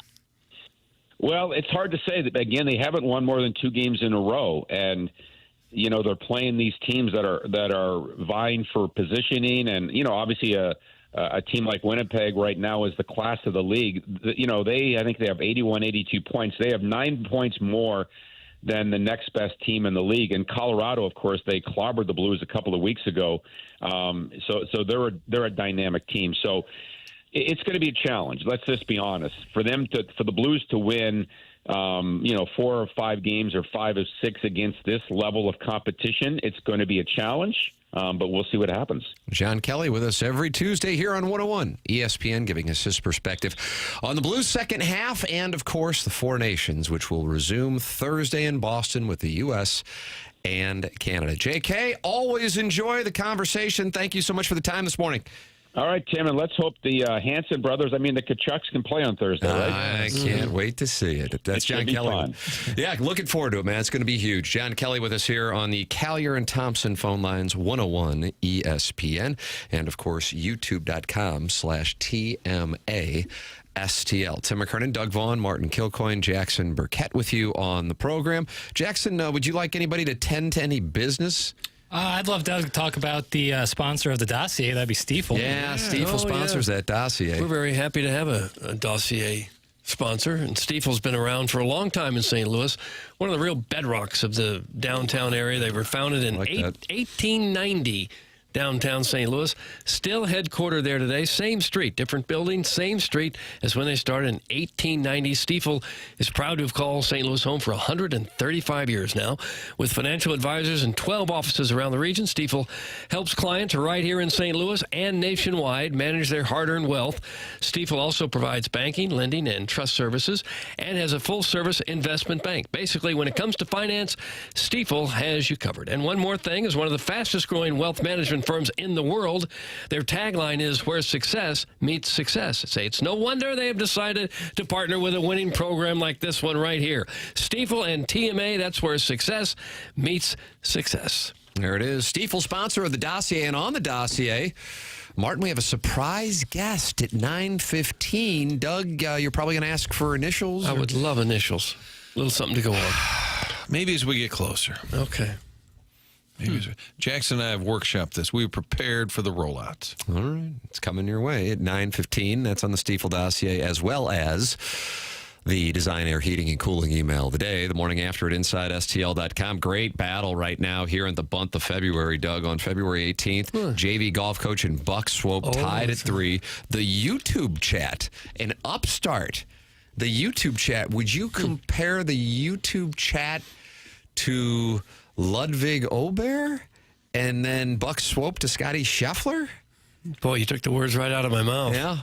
The exact comparisons I was about to draw. See? I'm glad you said it so I didn't have to. Well, I wanted to make it more relatable for the audience to compare it to golfers. Yeah, a lot of us have been thinking quite a bit about Ludwig Ober. Should. Look at the way he came back. You can't swing a dead cat in this town without someone talking about Ober. What did he win? Did he win the PGA? What did he win? He won the Genesis this past weekend. I mean, but didn't he win a big one or no? Did he not win a major? Was he in the mix? But I think he will at some point in the near future. Doug, that guy's got game. We'll talk more about that. Okay. But even bigger than Ludwig Ober and the comparison that Doug made between Ludwig Ober and the run that the YouTube chat is making in the Design Air Heating and Cooling email today. Joe Lunardi has just released his bracketology. Christmas. Joe Lunardi has just released his bracketology, and Jackson's going to play Bushwick Bill coming back from a commercial break. How could you possibly switch the station? Well, hopefully it touch that dial. No flipping, Larry Sanders. Think about it. Channel 4 promo during February. Tune in tonight. Like, what do they got? Or you might die. And that's that was what it. The promo was? Yeah, and you had to watch. The greatest promo ever. Obligatory watching at that point. Murphy VR is unhappy that we're talking about golf. That was a very intense breakdown of the game. Our guy, Ludwig, finished second at the Masters in 2020. How about that, Martin? You are dialed in. Well, I was thinking he was close on one of those. I couldn't remember. Let's see. I don't think Buck Swope is as scummy of a human being as Scotty Scheffler. He cheats every week. He tried to run someone over in his car. Things of that nature. That's from Tervis Parish. He cheats every week? What do you mean? And what did Buck Swope ever do? Except read Iggy the riot act at a trivia night. I thought that was Jackson who was on the receiving end of that. Somebody else got Iggy. Iggy got nicked somehow. Buck Swope charged the stage to yell at you? Yes, sir. Okay. Is your mic on, bro? Yes, sir. Oh, nice. He did. What did you get accosted for? I guess I got a answer wrong or something. I don't know. Doesn't sound like you have a lot of passion about it. Well, I had to create 100 questions. It was evident that one would get. I think it was like, where is the Botanical Gardens located? Like, what neighborhood? And I said, like, Tower Grove or something, and he like threw a hissy fit because it's Shaw or something. Had the whole place screaming. Who's saying YMCA? Jackson puts on Olivia Newton-John. I don't Village know. People. Nicely done. Physical. One of the two. Doesn't matter. That was a Travolta, right? Ladies and gentlemen, all of it's coming your way here in a matter of moments on TMA, presented to you by Brown and Crouppen.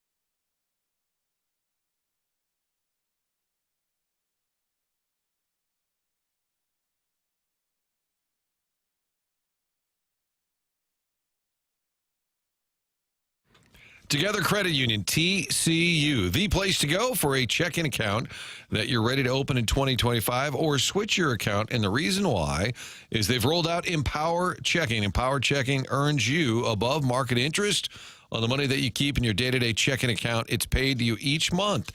That checking account rewards you for the balances, not the activity. You can apply online, togethercu.org, or stop by one of those 14 local St. Louis branches. The best part about a credit union, when you're a member, you're also an owner of the entire operation. You share in the profit of the credit union. 14 area locations. TCU, togethercu.org is where you sign up online, get paid to save with Empower Checking. Visit them at togethercu.org/empower for the full terms, the details, membership, eligibility required. Together Credit Union is federally insured by the NCUA.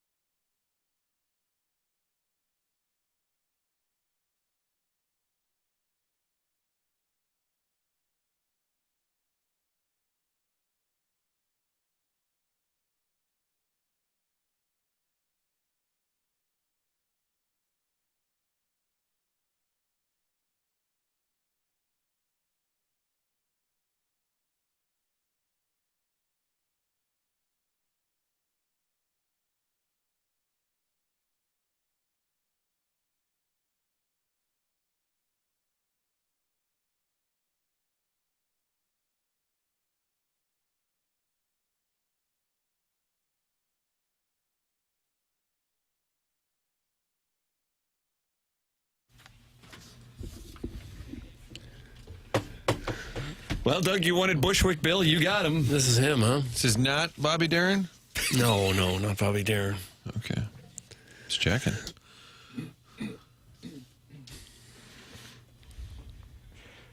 Was that profanity right there? Hardship is what I heard. Going to the ship. The chip. How am I going to explain that to my kids? They're not listening. They're sleeping in. It's a vessel. It's like a ocean vessel. I would just gloss over it. Ladies and gentlemen, Bushwick Bill bringing us back from break as is kind of industry standard. This is TMA on 101 ESPN and the TMA STL YouTube channel. Surprise guest coming your way on the Stiefel dossier. Okay. That's in the Mark Hanna Evergreen Wealth Strategies 9 o'clock hour. Right now, we're in the Fisher Window and Door Store 8 o'clock hour. And Doug, great news. What? Joe Lunardi has just released his bracketology, updated bracketology. Who do you think Missouri is going to be playing in the first round, and where will they be playing? I don't know, and I don't know that I can talk like that either. How about Gonzaga? Jackson, does that make sense? Gonzaga. You just have a 12 seed Gonzaga. I'm just guessing. He's guessing. I can guess too. Well, he's got some information. You're just saying Gonzaga's going to make it. Of course, but they won't be a 12 seed or How do we know? Or an 11. Why not? They're not having a very good year. Those are usually reserved for more mid-major schools. Okay, you Gonzaga tell me who this guy thinks they're going to play. What happened there? What happened there? You just do a bong rip? Was it a snort? Some just kind of hit me there. Linscomb? Lehigh? Well, I agree that it's not going to be a brand that you're familiar Well, if you're thinking that they're going to be a 5 seed. I would tell you, gentlemen, that it is a brand you are familiar with. Dayton? No, I'm sorry. How about Illinois? No, I'm sorry. So are we going to go through initials, please? Or How region. about conference? Conference or region? Ivy League. Oh, Yale. Yeah. Look at Jackson's all over it. Yale's good. Wow. Okay. Will the DeWitts root for Missouri or will they root for Yale? They'd root for Yale. Remember Yale had the big upset last year? Charles Barkley gave friend of the show, Bob Wallace, a shout-out on TNT. Is that right? Yeah. If Missouri is able to beat Yale in Providence, they would then play Michigan. Michigan's hot. Dusty day. Just all made up. Michigan's red hot. I don't like the fact that Yale gets to go to Providence. It's in their backyard. Do you have a problem with that, Jackson? Not concerned. Missouri has trouble when they play on the West Coast. I prefer... Anytime Missouri makes a deep run in the NCAA tournament, it's been in a West Regional. 0209. And 1994 when they lost to Arizona. Lou Wilson. The last time they lost in the NCAA tournament was in Sacramento, Golden One Arena. They have windows, Doug. I like it. Had a rough loss in Omaha. Yeah, that's what I'm saying. West. So let's go east. Let's go east. So you like the fact that they're going to be playing Yale and Michigan. They had a rough loss in Greensboro, North Carolina one year. Let's go northeast. Northeast. Yeah. I was there when they lost to Duke in 2001. An incredible Duke team that won the national championship. That been a little early for Boozer? Or that been... He was there. Okay. Got it. Jay Williams. That's First round sites, Doug.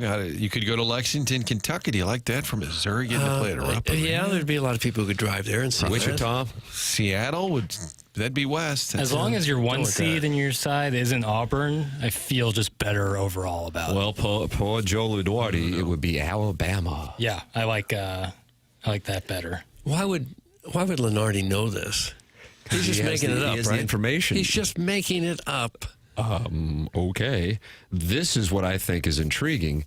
Illinois is a 6 seed on this side of the bracket with Missouri in the Midwest Regional, and that means Missouri and Illinois could play for the right to go to the Final Four in Indianapolis. Love that. Mizzou still has 6 games to play, and then the SEC tournament. That's right. So we don't know what the record's going to be. And that you're saying that High Point could beat Michigan? Sure, they could. Illinois has 6 is really high. Yeah, they got to take on George Mason, who we just swore here in St. Louis. Good team. Where's High Point? Is North Carolina. Drive-in? I show prep. Is it a drive-in? High Point Drive-in. You guys don't like burgers? It's where they make a lot of furniture, or they used to anyway, until China took it over. Fair enough.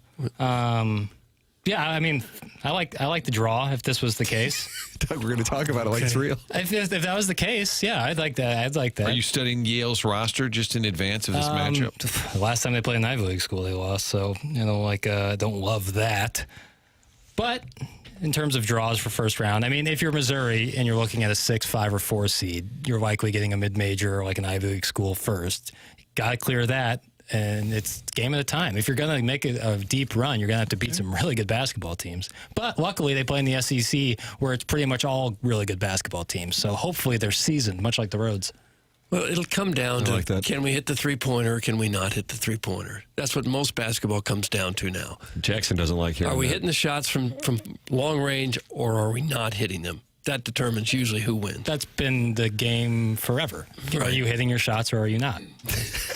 You just got talked down. But I'm just saying. Now it's the bombs. So you can't really, you can try to analyze it all you want, but it'll really come down to who's shooting the ball well on that day. Right. So how are you going to get open? That's How are you looking going to get deeper open? into You the run text. around, you throw a screen. Yeah, there you go. Now we're talking.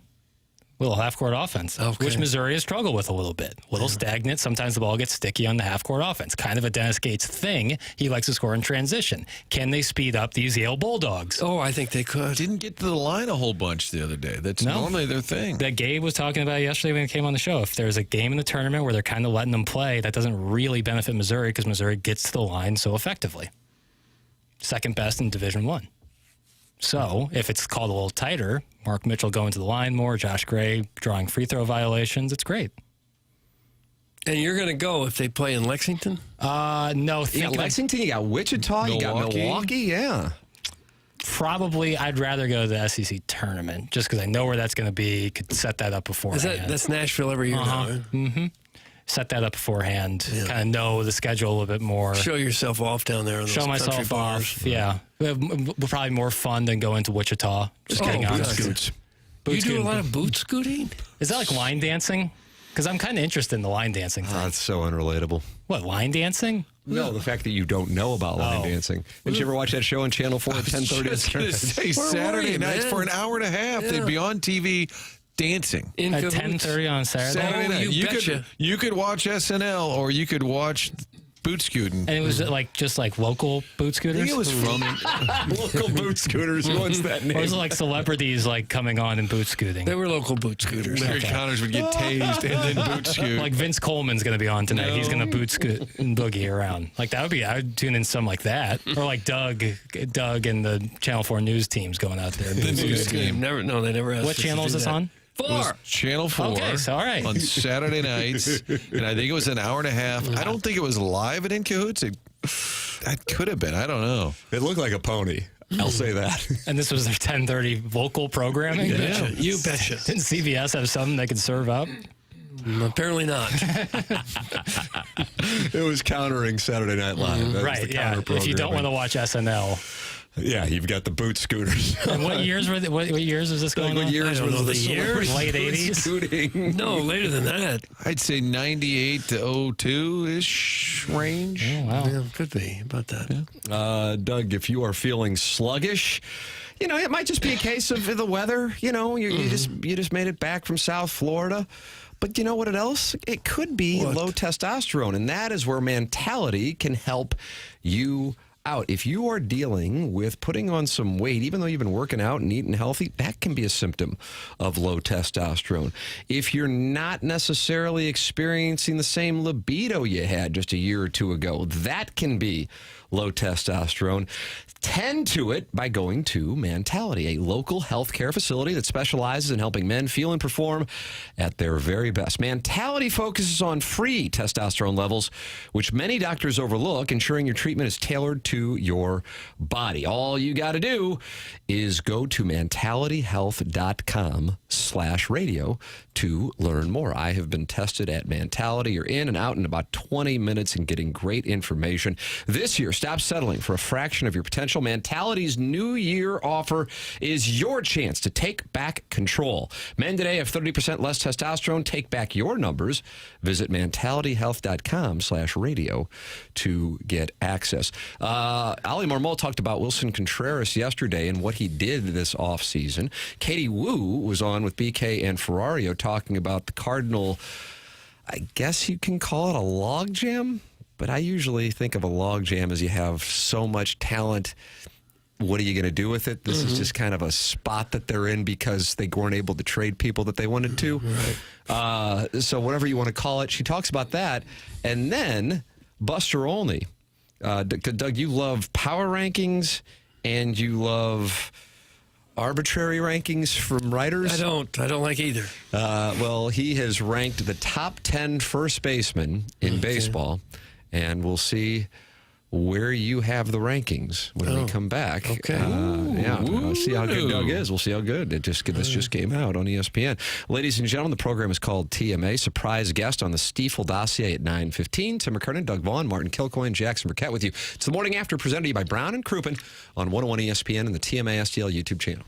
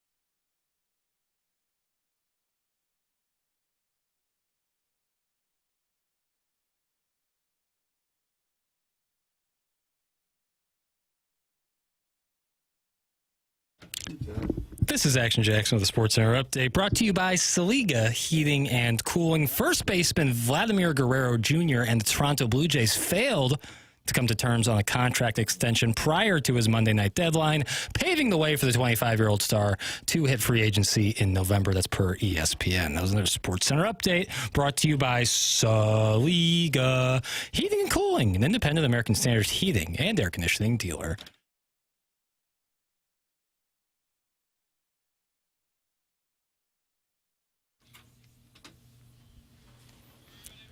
Ladies and gentlemen, the great Rich Gould. No, this is Bobby Darin. Hard to tell the difference.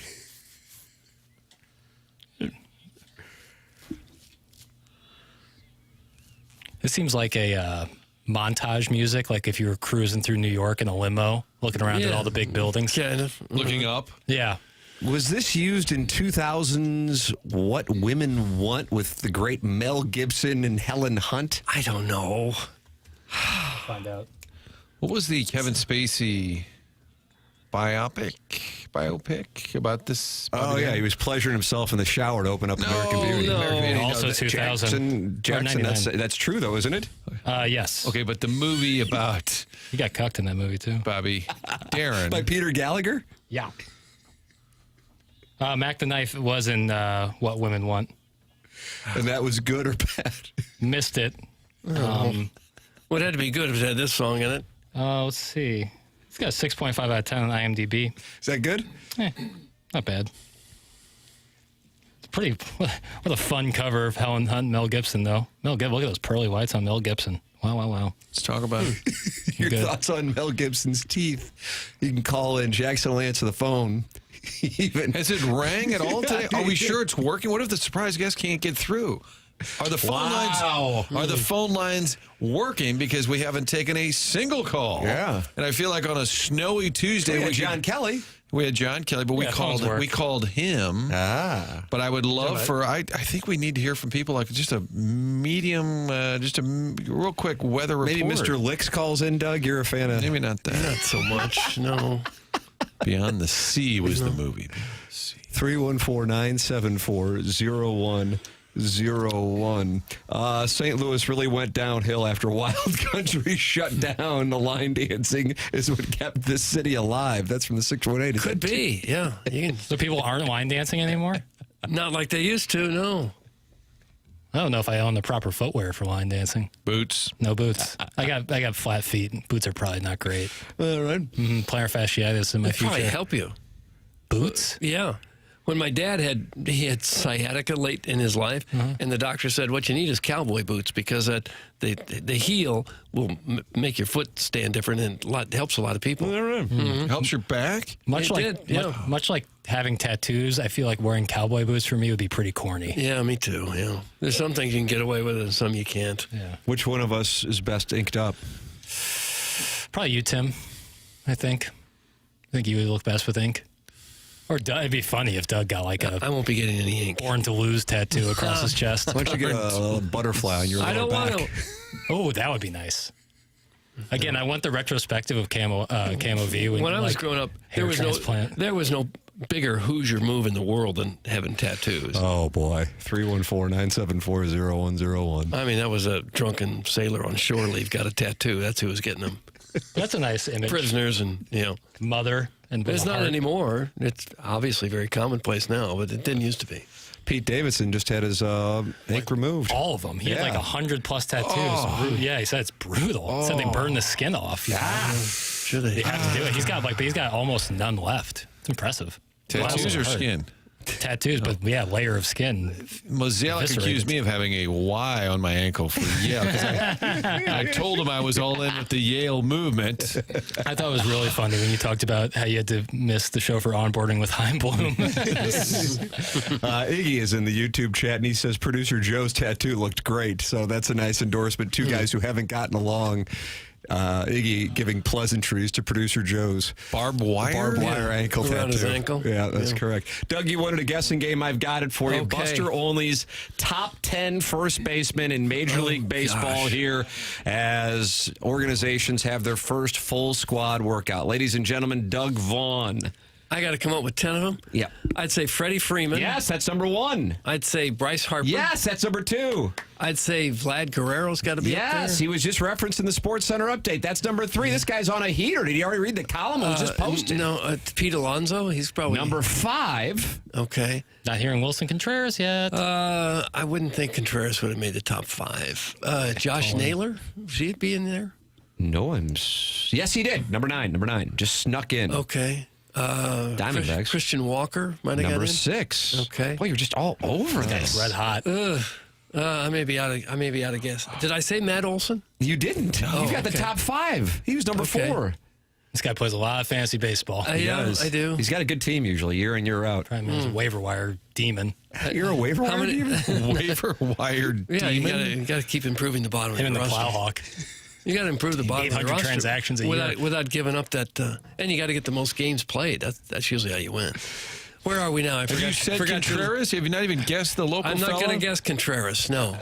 You have not gotten 7, 8, or 10 yet. 7, 8, or 10. What about the Cardinals' erstwhile first baseman? He's in others receiving votes. Okay. Yeah. Would Cody Bellinger get on there? No, I'm sorry. No. Cronenworth? No. I'm sorry. Sal Perez considered a first baseman or catcher? I'm sorry. He wears that dumb C on the jersey. Well, don't trash the gentleman. That's dumb. It's our team. It's our That's team. right. I forgot. That's right. How about Luis Arias? Yes, He's playing first number now. 7. Okay. Now you only need 8 or 10. Average guy. Can I have initials on 8? WC. Will Contreras. No, Well, he goes by Wilson, but yeah, we're going to count Wilson that. Contreras. Buster Olney. He did make top 10? He I was thought it was number 8. Gonzalez. Is it Contreras? And Yandy Diaz of the Rays finishes out the top 10. I would never have gotten that one. Buster only writes on Yandy Diaz. He can flat out rake. He hit .330 in 2023 before his OPS dropped 277 points this past season. On Wilson Contreras, he says St. Louis' signing of Contreras to play catcher has turned out to be an enormous mistake, but he is going to play first base this year, and this much has been true. He flat out rakes. Contreras has a .353 OBP and 152 home runs in his career, and it stands to reason that the Cardinals will get some bang for their bucks now that he's moving out from behind home plate. That's Buster Olney this morning on the top 10 first baseman in Major League Baseball. Here is Ali Marmol yesterday on Contreras at first and what he did this offseason. We're working hard at it. Worked hard at it this whole offseason. He made several trips here to work with Oquendo, so that we came down and spent some time with him as well with Oquendo. So he's taking it to heart. He wants to be a good first baseman, but to your point, he did put on some weight and in a good way. He looks strong and he's ready to go. The wind. So he came in the best shape of his life. He showed up in the best shape of his life, it sounds like. Yeah, add some muscle. He does rake. He does do that.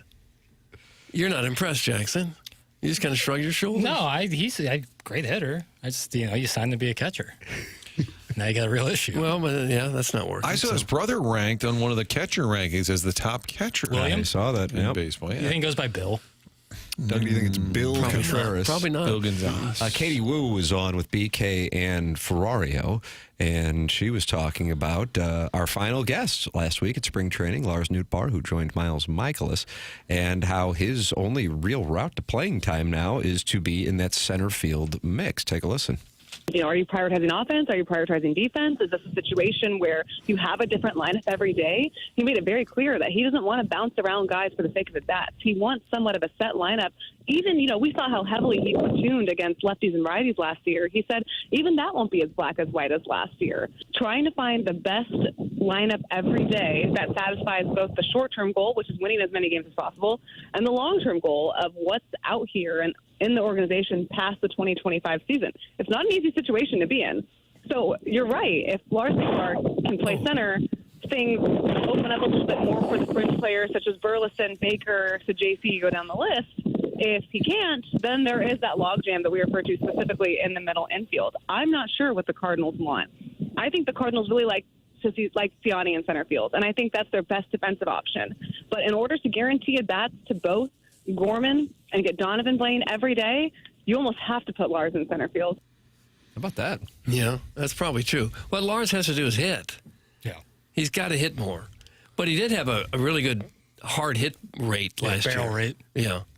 The Prime Minister's looking at him this year? But yeah, we'll kick the tires. You like having the Cardinals. Later on, yeah, I like having a couple Cardinals. Yeah, if he hits, I think he'll be the center fielder. Worst team in baseball and worst audio also. One's from the Veiled Prophet. Not happy with Jackson's. I don't know what you want me to do there. There's no setting in Adobe where you can eliminate the wind. We'll get there some point. That's just technology.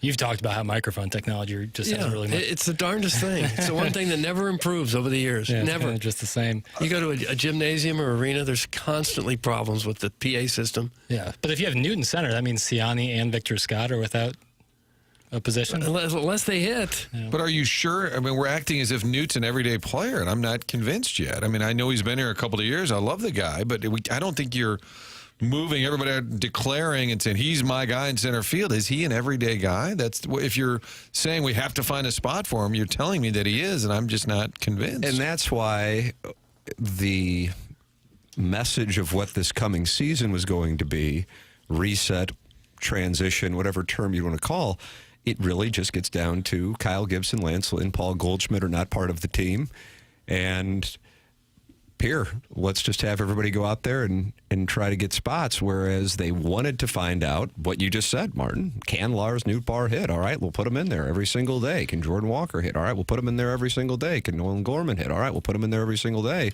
And instead, and again, I think calling it a logjam overstates the situation.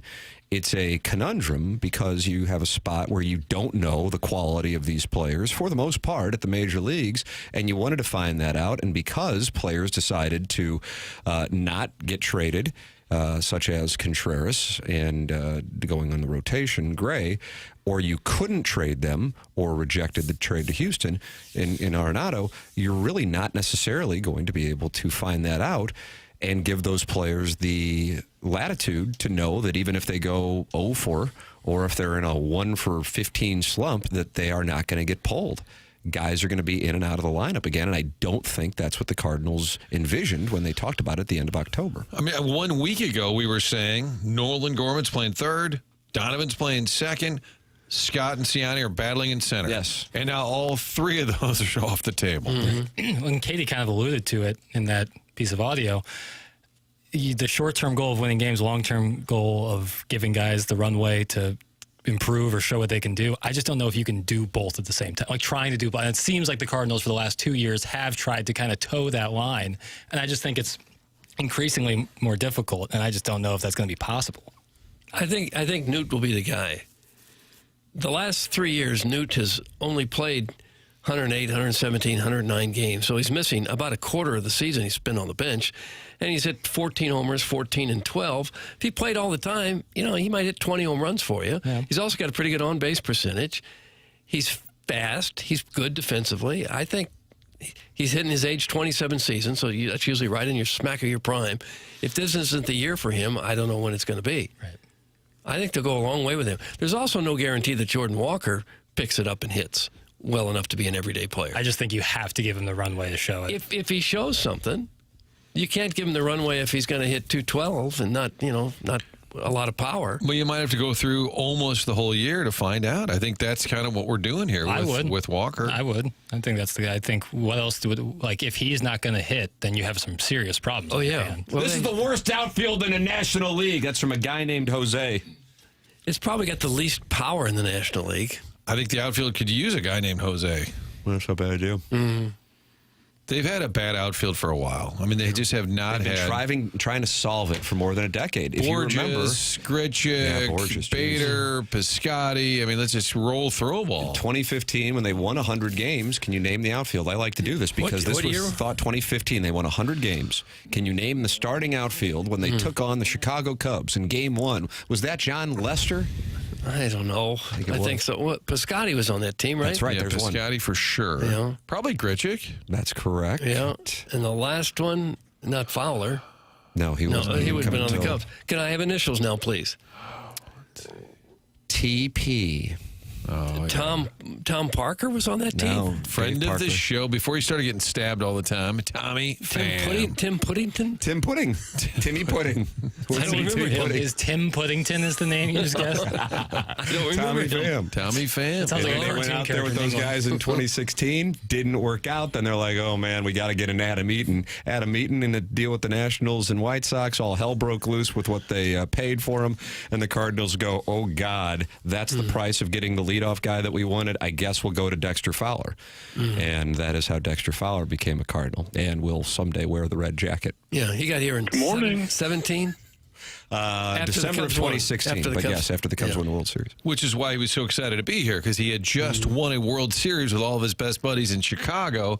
And then the Cubs said, oh, you're free to leave. And so he was really excited to come here. That's right. God, I hate agreeing with you in any form. Now, as much as he was excited to come here, he did demand an extra year to come to St. Louis over Toronto and San Francisco. But that was just because of the excitement. Right. He didn't want any of that winning anymore. Jordan Walden balloon party is on its way. Okay. Walden. The O'Fallon Possum says this is a 60-win team. Just watch. Oh, I don't know. They won 83 last year with almost the same team. I got to tell you, the Tam Avenue Capital Partners are zeroed in on that 76.5 and feel like it's a little low. We have not released our plays, Doug. Don't worry. Okay. You're talking going over. Over on 76.5. I know I wore the hat on Monday. Uh-oh. Are you going to hold them? I feel like the rotation can at least keep you in enough games. You could be a 500-ish team. I know that's raising the bar really high, but I would go over on that 76.5 strikes me as a little low. The one that I gave last year was the A's over, which I know sounded just counterintuitive, but I think it was set at 57.5, and they wound up winning something in the mid-60s, I believe. So, Doug, you covered sweat-free. Okay. And the other one was the Reds under, and that covered. You give me a big sample size, and I'm gonna make you profitable. Are we gonna win 100% of the time? No. Okay. No, we're not. All right. But are we going to win 70, 75% of the time? We are. Okay. We are. I look forward to the Cat's next media project for the next badge. Okay. Jackie, can I do a little housekeeping out loud? Sure. Are we going right into this? I think. Are we? Good. Our guest is ready to roll. Oh, wow. No. Are you guys ready? Aaron in St. Chuck, who has nipple rings, thinks it's Tony Twist, and I will roll with nipple rings. Clip that off, Jackson. Okay. You know what we'll do? We'll play a little open, and then you guys get to wager. All right. Jackson, you ready to do that? Initials, though. Okay. I don't do initials as a rule because I think I might give it away. But we have it open to the actual segment, Jackson, I believe. I just got this little for it. This little. Well, A very frustrated alliance.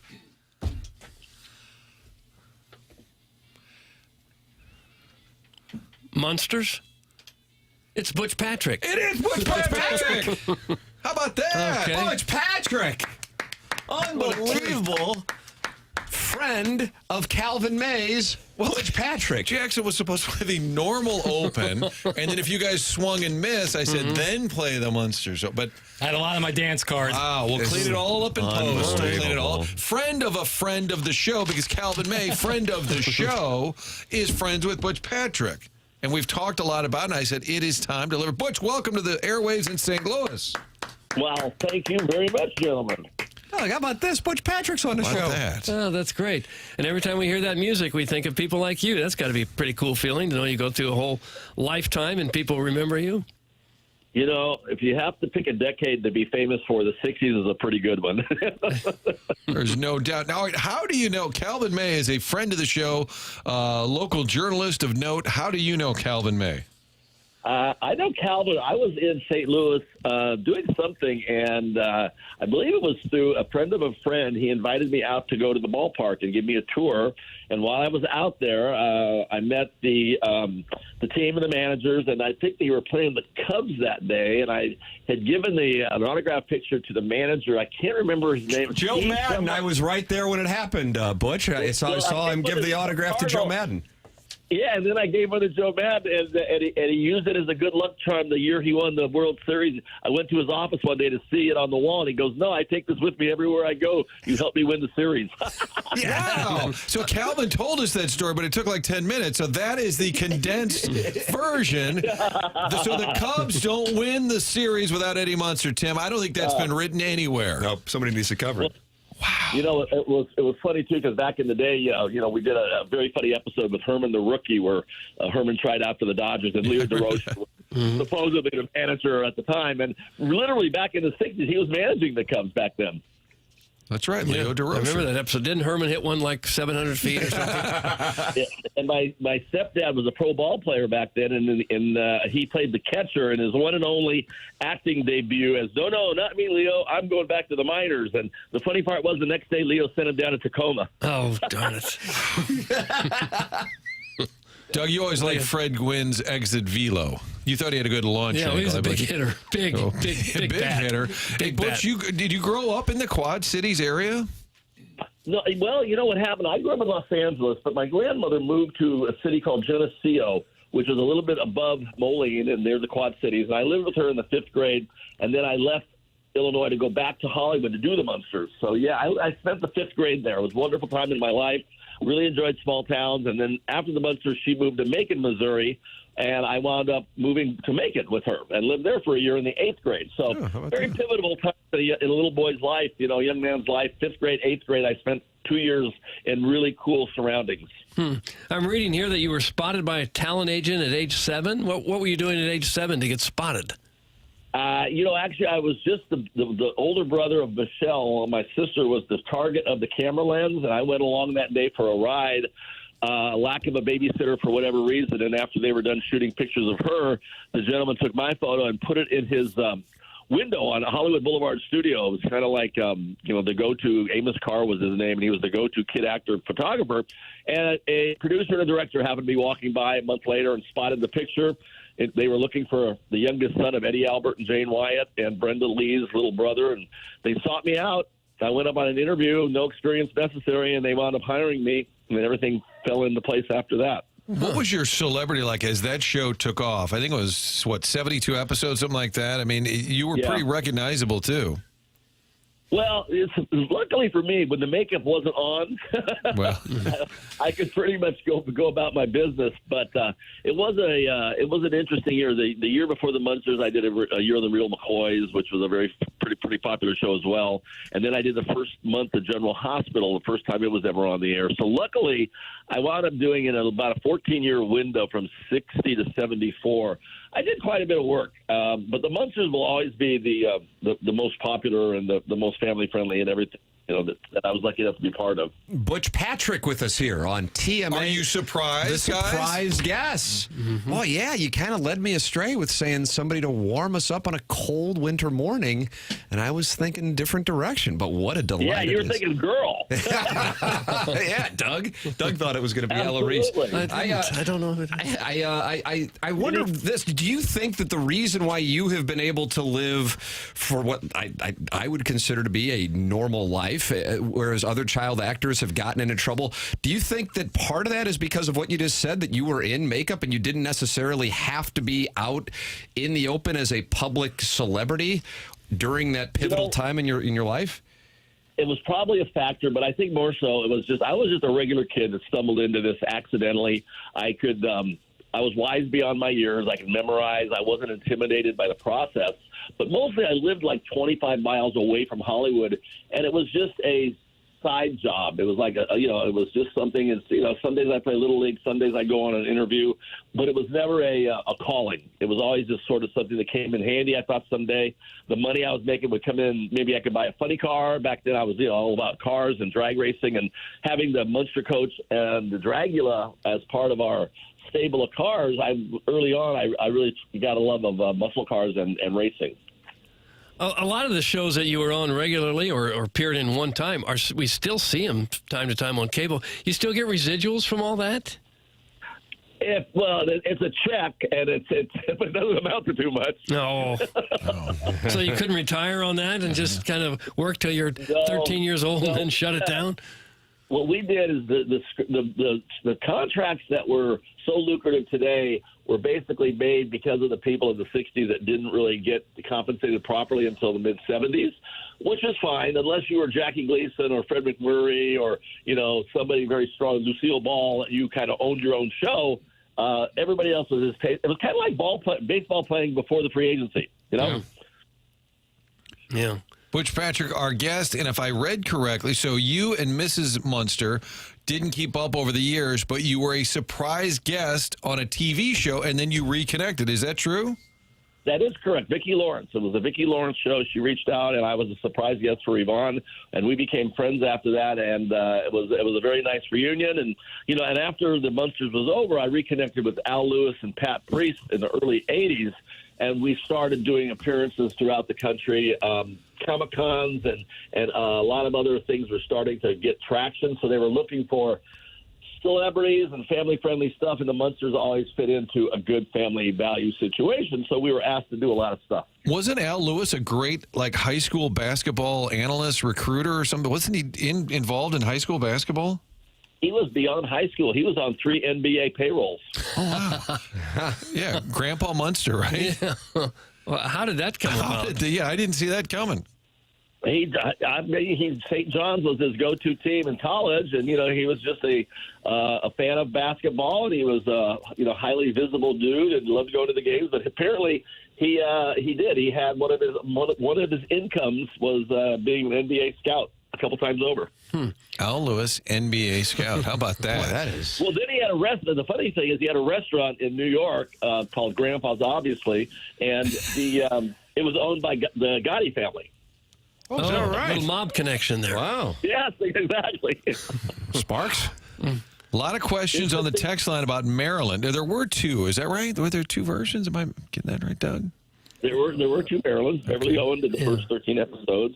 I had a huge crush on her. You talk about the warming up on a cold morning. You should have had Marilyn Munster. There you go. Yeah, no, Doug, why don't we do that in the 10 o'clock hour? And then and Pat Priest, who lives in Idaho, took the role after Beverly wanted to go home because she was homesick and in love.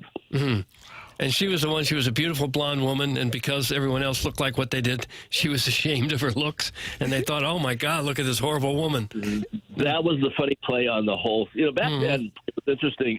A lot of the most popular comedy shows didn't follow any kind of norm. There were I Dream of Genies, there was Talking Horses with Mr. Ed, My Favorite Martian, a lot of these shows that I did, but it was very funny fodder for comedy because anything went. So the Munsters, obviously, with the Universal Monsters from the studio, they tied that in with the Leave It to Beaver producers and came up with these scripts. And the Maryland angle played very well because it was like she looked at us as family and everybody else looked at us as monsters, and she looked at herself as the problem. And it just made for funny comedy. Did you stay close with those people throughout your life, or were they so much older than you that you kind of lost touch with them? Yeah, I lost touch with him until, like I mentioned, the early '80s, and that's when I reached out to Al Lewis, or he reached out to me, and then we reached out to Pat Priest, and that's kind of how it started. Fred Gwynn, not so much. Fred tried to sort of shy away from the Munsters because it's sort of like, typecast wherever he went. Not only because he was so damn tall, but his voice was so so recognizable.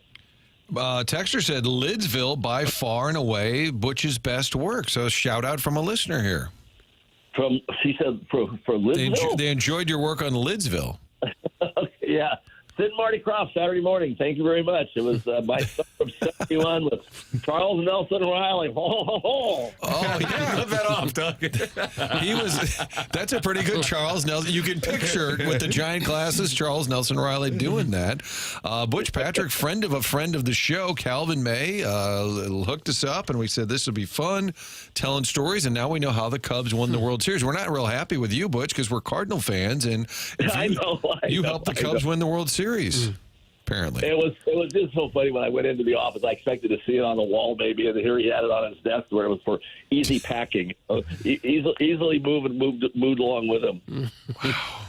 Now we've all heard stories about how child actors aren't treated well sometimes in Hollywood. Were you treated okay? Everybody nice to you and everything? I was, I had no issues, and it's funny. Bill Mooney and I, he Will from Lost in Space, and he and I are good friends, and we both kind of. So for some reason, certain kids never had issues with the business, and others did, and we were the lucky ones that didn't. What was it like on set? I mean, did you have tutors? Because you're a young kid. Were they teaching you on set? Yeah, tutor, a singular. Yeah, there was a woman. They called her a welfare worker, and she was also the teacher, and she was also like a safety officer to make sure you didn't do anything too dangerous. But for me, whenever I could ditch her and go wander around Universal Studios by myself, that was my favorite thing to do, was to go explore the sound stages, unbridled or untethered, I should say. And one of the sound stages was the Phantom of the Opera sound stage, which was like the biggest sound stage in Hollywood. It was like 7 stories tall. And you could walk up go up the ladder to the catwalks and wander around, 70 feet above the ground.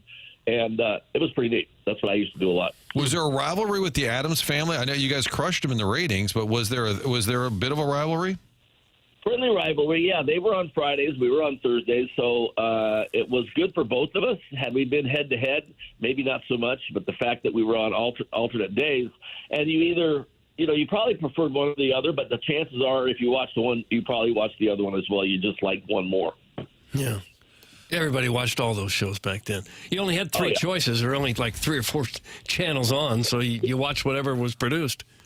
Well, the TV Guide was the entertainment Bible, I mean, literally, the people would go to movies on the weekends, but during the week, it was the TV Guide was what people were going to be watching, and everybody would try to grab it and, mark off, Beverly Hillbillies or the Munsters or, like I say, the Mr. Eds. And, a lot of Westerns. I did Dana Boone's and Gunsmokes and, and Bonanzas and things of that nature. But, yeah, that was it. 3 channels, and TV was it. Butch, thanks so much for hopping on. The fellows have enjoyed it. The listeners have enjoyed it. Cal May, hopefully listening somewhere we gotta as get it well. to Cal May. We'll get Joe Madden. He'll be a surprise guest. We're going to go dig deeper on this autograph picture leading to a World Series. The curse of the GOAT ended by a Butch Patrick autograph photo. Tim, now you know. Who would have thought? Now you Butch, know. thank you so much for the time.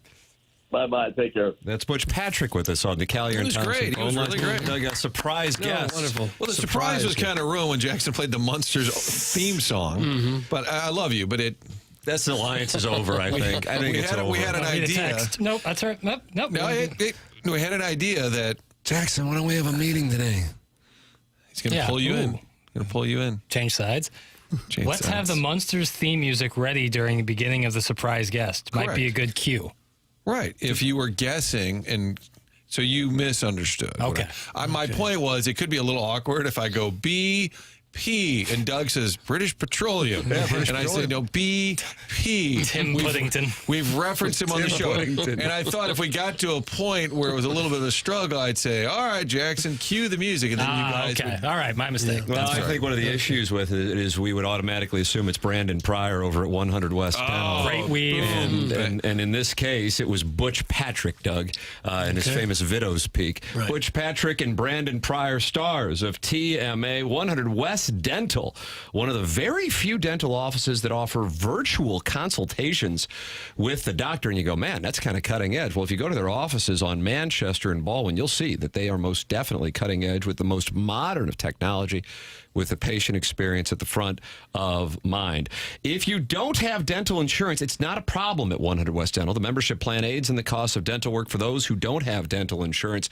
And keep this in mind, dental health is not separate from the rest of your body's health. Poor dental health can impact the rest of your body's health. Make sure you get checked up. Do it with Dr. Brandon Pryor and his team at 100westdental.com. And if you're interested in Invisalign, you mention my name and you get $1,000 off Invisalign at 100 West Dental. That's 100westdental.com. Dr. Brandon Pryor. Call 636-585-0100. But you can just book your appointment there by going online at 100westdental.com. Tim McKernan, Doug Vaughn, Martin Kilcoyne, Jackson Burkett with you. This is TMA, presented to you by Brown and Crouppen. Mark Hanna, Evergreen Wealth Strategies, 9 o'clock hour on 101 ESPN.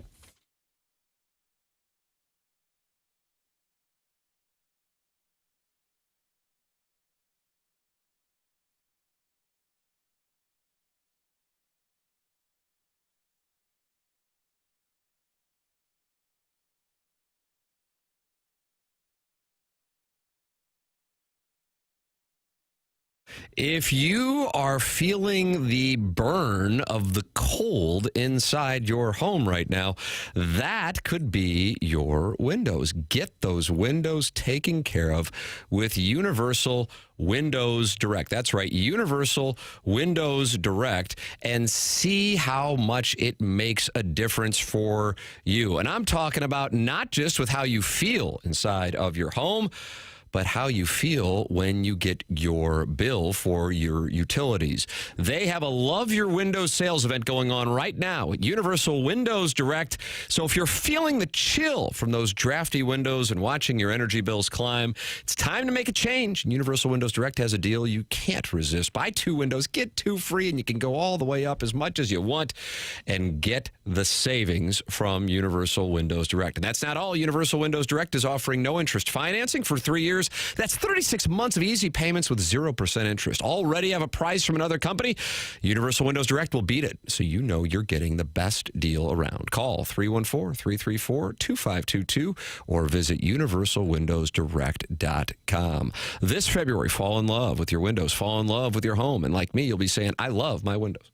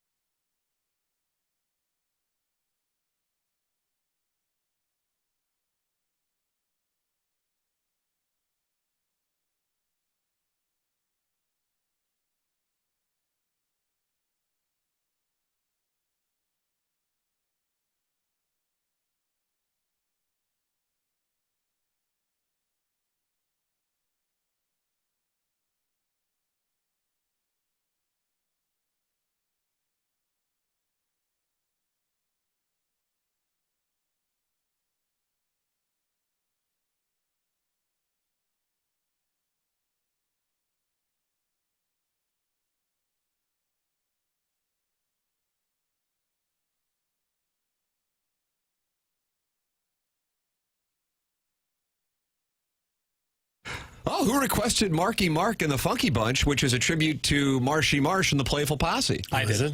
Oh, wow. I like this song. 91? Good question. I don't know. Right around there. Might have been 90. I'm going to make my move on 91. I'll say 92. Okay. So let it breathe. 91 and a half. Jackson? He's looking it up. Oh, I thought we might have lost him. Letting it breathe. Letting it breathe. 1991. 91. It's like, why even bother looking it up? When was Basketball Diaries? When was basketball created? No, Basketball Diaries, the film. Dr. Naismith, Doug. Remember him? 95 for Basketball Diaries. You guys ever seen that one? Leonardo DiCaprio. Yeah, he's really going for it in that one. Him and Marky Mark. They would reunite in Departed. Does it have anything to do with basketball, though? Kind of. I mean, that's kind of the base. Bruno Kirby's like the coach, and he's up to no good. Up to no good. Yeah. Martin, it's not 60 Minutes, brother. You don't need to overproduce every segment. Let Jackson cook. That's from Mr. Licks. Mr. Licks are sideways. We're not in the alliance. Well, his calls seemed to win everyone over last week. So. With the delay.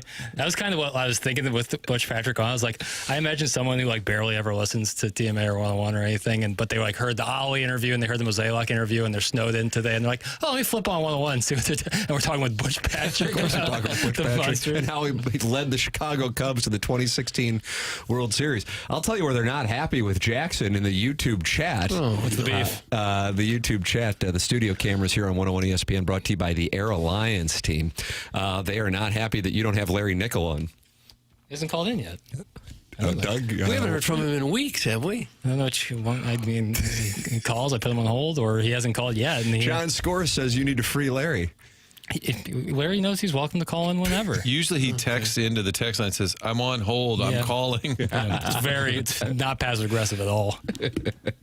No, Larry's always welcome to call in. Anybody can call in. Callier and Thompson phone lines 314-974-0101. On the Stiefel dossier, we have the Design Air Heating and Cooling email of the day.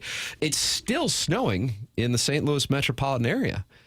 And I gather from watching the Two Fox, Martin, of course, that there's going to be a substantial amount of snow, but for the most part, it's going to be south of St. Louis today. And it might already be going on as we speak, but it is, no matter what, freezing in the metropolitan area. It feels like -5 per my phone. How about that? Gosh. Well, we just have to pull ourselves up by the bootstraps and tough it out here for a couple days. And next week, it's mid-50s almost every day. Okay. We can get through this. And then you're in March. You start thinking about the tournament. Then you're in April. You're talking Masties. The Cardinals take on the Twins, a tradition unlike any other to open up the season. And everything's fine. We're going to get there. We can get through a couple of days of this. But you know what happens, Tim, when that weather goes all over the place? They flip the furnace on, and then in a month or two, also you got the AC going. Make sure that HVAC unit is working properly. Any suggestions on who to call? D.A. Doug? The Design Air. Yes. It's an easy one there. Wow, he nailed that one. DesignAirService.com. That's the website. You know the drill. If you're having issues with your furnace, that's serious business. Go to the pros at Design Air. They've been around since 1904, family-owned operation. That's the other thing. Sometimes they get sold off. Not this story here. Seth Goldcamp's family started it in 1904. It continues to be a family-run operation. Great technicians. Service team gets out there, gets you back up and running. So whether it's summertime and the AC goes out, winter, furnace issues, there's only one place to go. It's Design Air, longest running sponsor of TMA. DesignAirService.com is the website. There it is. Design Air Heating and Cooling. Send your emails in. We got an upstart here in the month of February. The YouTube chat is challenging Buck Swope and the JV golf coach. You could be the next upstart. And what would that mean when you're out looking for a mate, when you can say you won the Design Air Heating and Cooling email of the month? Can you imagine what ladies would think? Or maybe you're a lady and you want to win it like the self-made stay-at-home Ledoux mom. Panty dropper. Yeah, I would say so. Jackson is not letting Larry Nickel on, so I'm sorry to the YouTube chat. I want to have him on. Let him on. But Jackson will not let him on the air. But he does have this... Mad Dog Russo going contrarian. I thought everybody loved the Four Nations. I found somebody who doesn't. Martin just put his head down. Brother. Martin just put his head down. This is a good one. Take a listen. The two things I did not like about the game, and I know everybody thinks it's one of the greatest games I've ever seen. Canada only had 22 shots on goal. They put very little attack on in the third period. They did not play where they didn't have a lot of opportunity in that third period. It wasn't a free-for-all game. The first period was great. The game flattened out after that significantly, and they had no chance to get that tying goal of 2-2. None. Zero. That was my take on it. And I'm not a hockey aficionado. I don't pretend to be. But I'm a sports aficionado. And I did not sense drama in the third period of that game. I did not sense it. And then the third thing I would say are the fights. I don't like things that are pre-orchestrated. I don't like things that have a fakeness or a WWE feel to them. And that did. They had 3 fights in 9 seconds. They all texted each other before the game, saying, oh, let's get something going right away. To have three fights in 9 seconds, that to me was a joke. Wow. That was fake. To That's not all like dropped the something gloves that is staged. It's an indictment of the show on which he broadcasts First Take. Yeah. It's just, I don't think it's the right message, but it's certainly the wrong messenger. He's not a hockey aficionado, but he is a sports aficionado, which I would think would umbrella over all sports. Sure. Therefore, you would be a hockey aficionado if you are a... Kind of with Mad Dog on that one. You can be a sports aficionado without knowing a ton about But I'm hockey. saying if you claim to be a sports aficionado, it's kind of hard to say then you're not an aficionado of a single sport. If you're giving yourself this overall umbrella of sports. I wish people would specialize more. Like if you're on these First Takes or whatever, like you have to pretend to know everything about every single sport. It's impossible. How are you supposed to live a life? If Like when Colin Cowherd mentions players on NFL teams that are not actually on those teams as part of his or coaches team. who are not coaching. But those shows are specifically built around, wouldn't you say, 90% of their content's NFL and NBA? Yes. Well, ESPN, because they have NFL, obviously does. But Colin Cowherd's not on there, and that's what he's doing too. Yeah, yeah.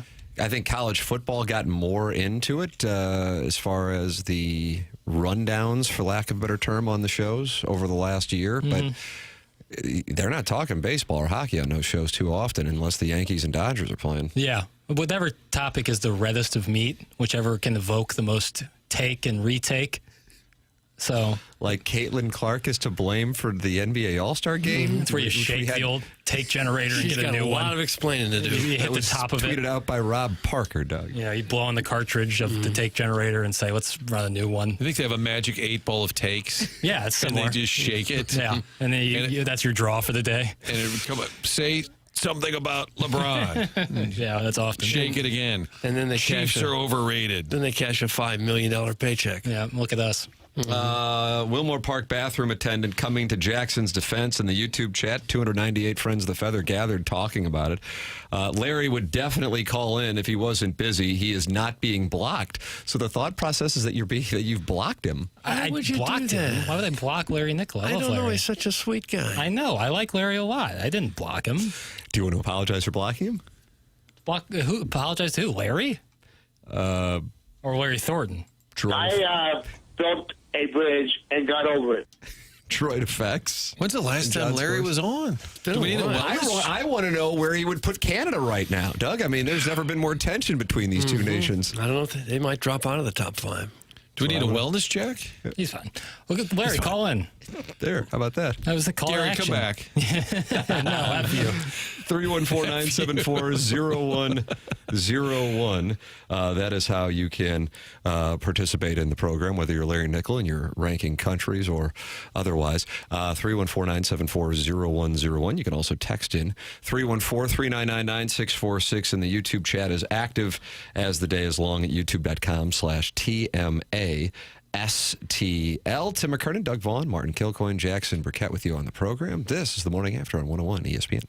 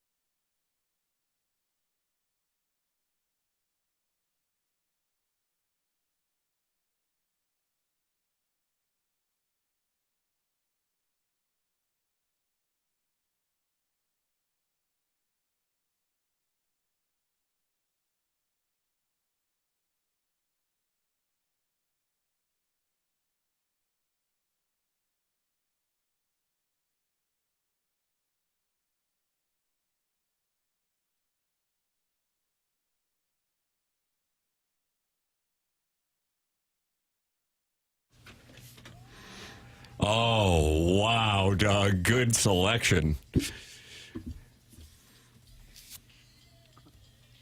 Okay. Yeah. Ladies and gentlemen, okay. Mark Morrison. 1997? I don't know. I don't know the dates. It's 96 or 97. Martin, if you want, you can take that to the bank. You can double your bankroll. I like this song a lot. Return of the Mac, Mark Morrison. Where is Mark Morrison? He's going to be a surprise guest. Ooh, let's find out.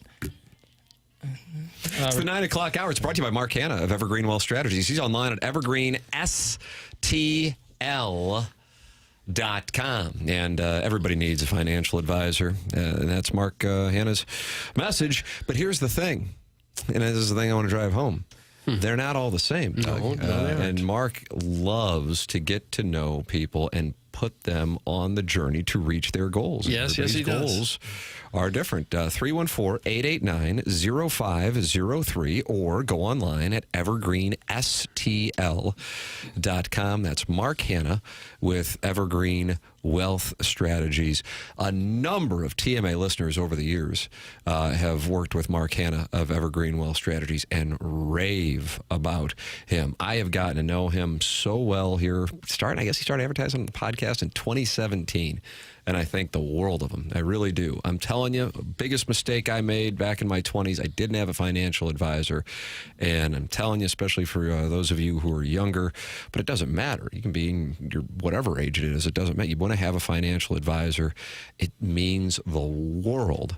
Mark Hanna, Evergreen Wealth Strategies, 314-889-0503 or go online at evergreenstl.com. That's Mark Hanna with Evergreen Wealth Strategies. He's a sponsor of the 9 o'clock hour. Design Air is the sponsor of the email of the day. That's coming up in our 10 o'clock hour. There you go. Want some information on Mark Morrison? Doug, I'd be interested. Sure. What is it? Really did well with Return of the Mac. He constantly gets it sampled. Rappers Chris Brown, G-Eazy sampled it. Post Malone and Roddy Ricch have sampled it. Burger King did a commercial with it, so he's really made a lot of money. Burger King used Return Not of the Mac. McDonald's. Burger King, well, he's a British gentleman. I'm sorry? Mark Morrison's British. So how does that matter? Burger King's a British company. But I thought What do you mean, Mac. what? Burger King is located in Miami, aren't they? That But they're a British, American chain. My apologies.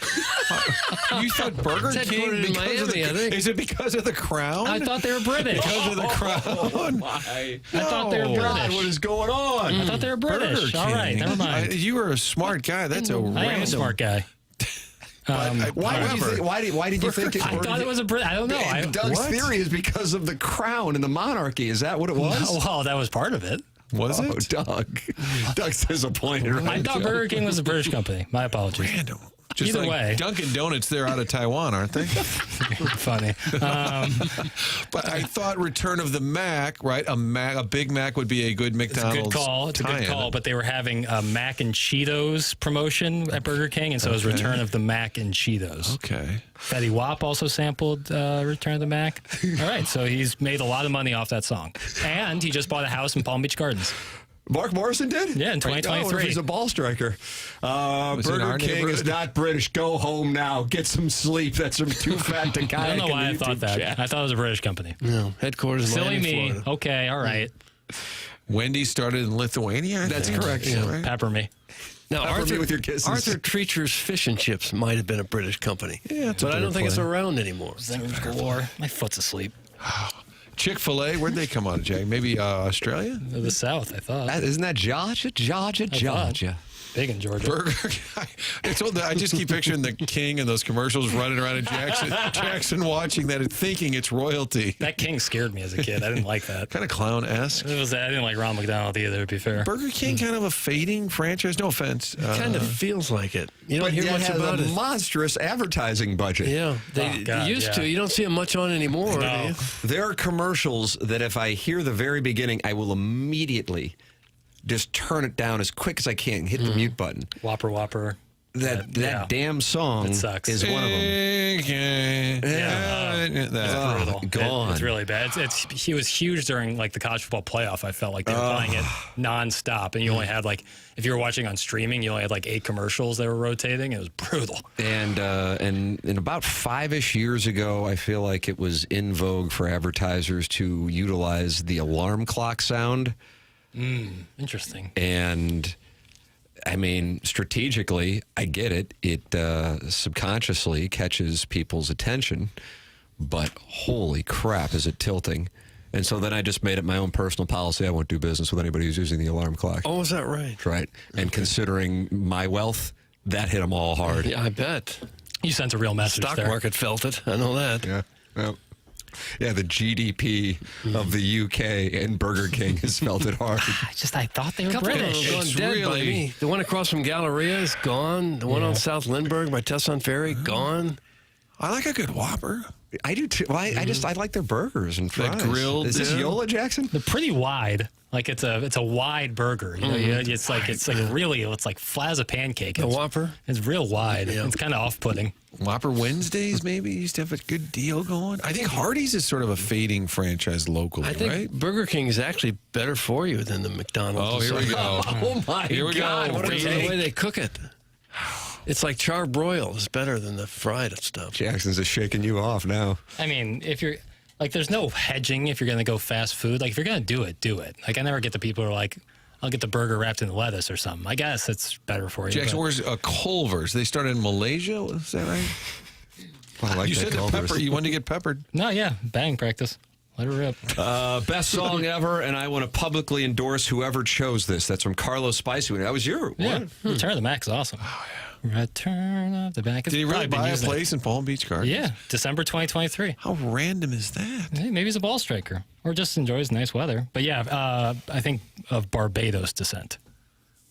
Mark Morrison is? Mm-hmm. Oh, really? That's what Wikipedia is saying. Barbadian? I'm ice cold right now in terms of information, so maybe ice cold in terms if you can of just information. Get hot. If I can just get hot, I can tell you where Burger King is from.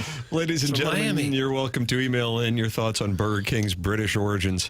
The morning after at InsideSTL.com. Design, air, heating, and cooling email of the day. Martin, you have something you want to tell us about, I don't do. you? I also want to say, Jackson, you are a gift. Thank you. How about that? Thank you. That's You're a nice. That's a gift. very nice compliment. You know, there are a couple things. We like to tear you down and then we build you back up. Couple things.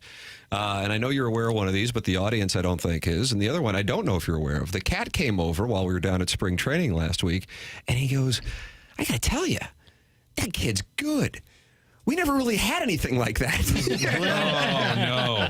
And I felt like producer Joe took some shrapnel. Yeah, that's really unfair. did. Yeah. He did come up to me and he said, Oh, did he really? He paid a very nice compliment. He was And very then kind. in the group text that me and you were in, Martin, with some of the people from the Cardinals, I mean, just raving about Jackson Burkett. Brian Bartow called you the Johnny Appleseed of camp. How about that? Felt great. Yeah, that's very kind, and thank you. As I said last week, I don't do it for the accolades, I do it for the people. And then Bartow, You're getting hot here. Bartow said we haven't had a warmer. rookie have a spring like this in quite some time. And then I said, Pujols 2001? I think that's the right Yeah. comparison. Yeah, I was out there. I was taking hacks. I think that's the right And comparison. then Trying to make the club.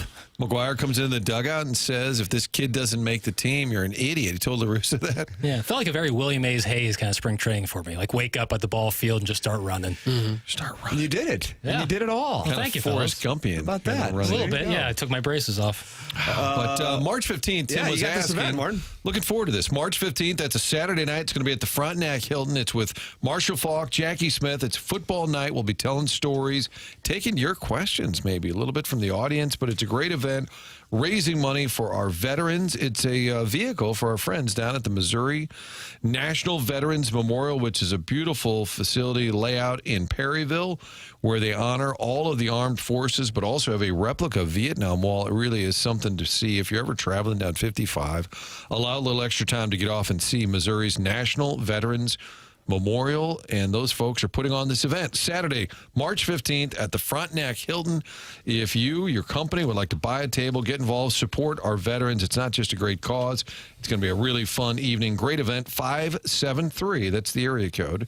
573-517 5132. That is the number to call to get your tickets for this great event. 573-517 Willie McGee, Steve Carlton. That's 5132. Ladies and gentlemen, Martin has to go on board, but Doug, Jackson, and myself will have a balloon party tribute 10 o'clock hour, plus the Design Air Heating and Cooling email today. We close out the Marcana Evergreen Wealth Strategies 9 o'clock hour. Martin, we shall see you tomorrow. Good luck with the onboarding. And we'll come back with TMA 101 ESPN, presented to you by Brown and Crouppen.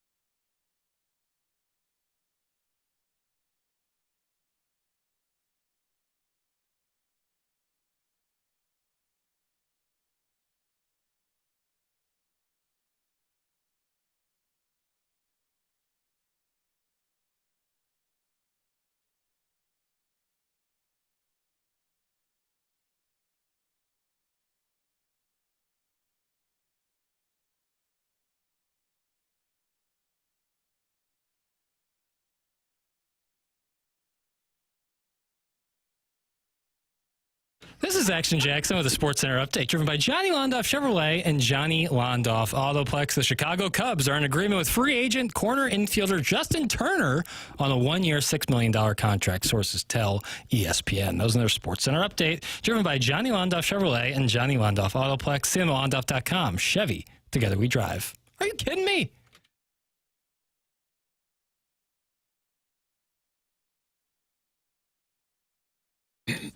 Oh, Doug. Jackson Burkett.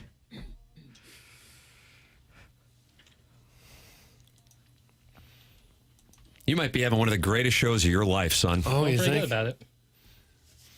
I mean, tell me this isn't the jam. Somebody try and look me in the eye and say it. This is the jam. Thank you.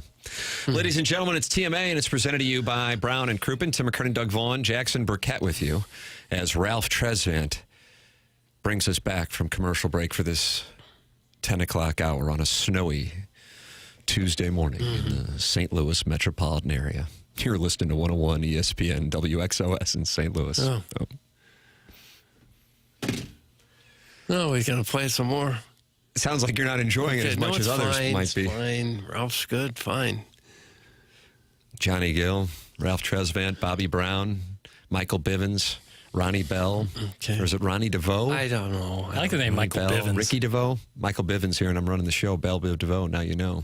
Yo, Slick, Blow. 1990, I was playing in Mike Bush's Hoops Plus downtown. Oh, who are your teammates? I know Dr. Jack Neerman was on the team. Was Paul Crow on the team? I don't know. I'm asking. Well, you ask, and then I Big give you man, the answer. right? Paul Crow, big man. Dr. Jack Neerman played at the patron saint of the Peach Fuzz Mustache. Oh, really? Yeah. Very rarely does somebody have as much success at St. Gabriel's, and then unfortunately none of us ever make high school teams. What's you up guys with run that? Well, it's a strict system at St. Gabe's. And you know? yet they win every tournament ever played.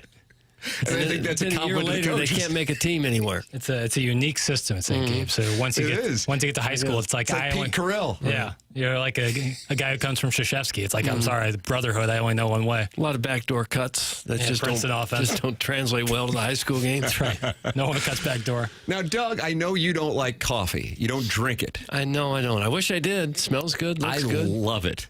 I wonder if, like, in 100 years, they'll look back on people drinking coffee like we look back on Coca-Cola and the little ingredient that they had in there years ago. I don't think so. It changes. About every 2 years, coffee's bad for you, and then coffee's great for you, and then, no, you shouldn't drink too much coffee. And then, yeah, coffee drinkers live longer. If it's just black coffee, that's just bean water. So I love it. I look forward to it.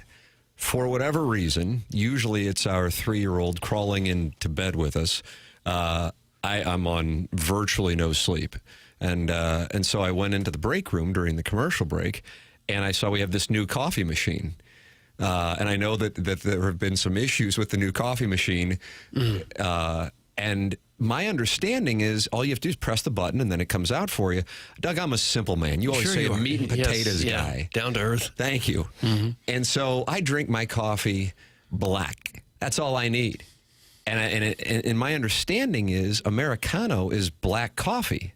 But then Jackson told me it's not. No, I was mistaken. I mean, it's just espresso and water, if I'm not mistaken. Hot water and espresso. How many times is this guy going to say mistaken? I don't know. It would taste like black coffee. All right, I'm going to enjoy a little sip right now. All right, Doug, you want to watch me enjoy? Okay, sure. Dairy on products. YouTube, what a treat for the ladies in the Central Corridor. I don't know if I've ever seen you drink sip. coffee, because you always drink it before you come in. Okay. How was it? Yeah, it's good. Oh, it's good. Okay. All right, good. Because I don't want any cream in my coffee. No. I can't keep this body tight and rewarding if I'm taking on superfluous caloric intake, Doug. Yeah. I see. Especially in the dairy world. Especially in the dairy world. And it's not great for You're not lactose intolerant, are you? No, but I didn't drink milk growing up, and it's my belief that if I would have, I'd be 6'3" and probably the governor right now. I don't know. Probably not. At least on the 6'3" part. You got a flatbed truck? You see how tall my brothers are, bro? And it's because they drank milk? I think so. So they drank milk and you did not? Yeah, we have like a placebo and we have an experiment. Oh, so they were running on you? Yeah. And it's like, now you have no hair and you're not as tall? That's exactly right. I'm the mess. I'm the genetic mistake. That might be my new name. Actually, I might do that as a stage name. Milk is the miracle ingredient to height and hair? That's right. And being pleasant and likable. Doug, when was the last time you had a glass of milk? Just a tall one. Oh, geez. It's been 25, 30 years or so. Probably. If I have a baked good, especially cake, I need a glass. Like, I won't have it without it. I have to have a glass of milk. No, really? If I have some sort of brownie or cake, which I have rarely, but I need. I got some problem with that. Don't say baked goods. Who are you, Mr. Entenmann? Entenmann himself, yeah. Yeah, I would need a glass of milk because it's the perfect thing to wash it down with. Otherwise, I'm not really drinking much milk. I also take coffee black. Don Pepe says, Tim, your body looks great to me. Concur. And I love to hear that. Concur. I would really Really like to hear that. Last night, for whatever reason, though, I put it to the test. I have no idea why, but I just wanted Steak and Shake. Nice. Oh, Steak on and a Shake. Monday. Just like, hey, let me fatten up for the slaughter right quick. That was a bold play. Lindbergh by 44. You went to that one? I could have, but I've heard tell that the one to go to is Webster. Oh, really? The Hampton one is the one I like going to. So I shot on over there. Yeah. And then I got myself a delicious treat. So I got to tell you, I enjoyed it. You shot on over there, kind of like how we used to bop on down to KC. That's right. Did you get a milkshake as well? No, I didn't do that. Well, when in Rome. I understand. But no regrets. Yeah. You pro or anti steak shake fry? Anti. Yeah, same. Weak. I like a thicker cut on my fry, bro. I'm a simple crinkle cut guy. That'll work for me. Yeah. You give me a steak fry like at Sportsman's Park, if they let me into Ladue for the day, I'm going to be very pleased. Yeah. Throw a little seasonings like that red hot riplet dust on there, like at Max. Oh, forget about it, huh? Rip fries. Those are outstanding. Why won't Steak and Shake change their fries? Everybody seems to dislike them. No, people really like those.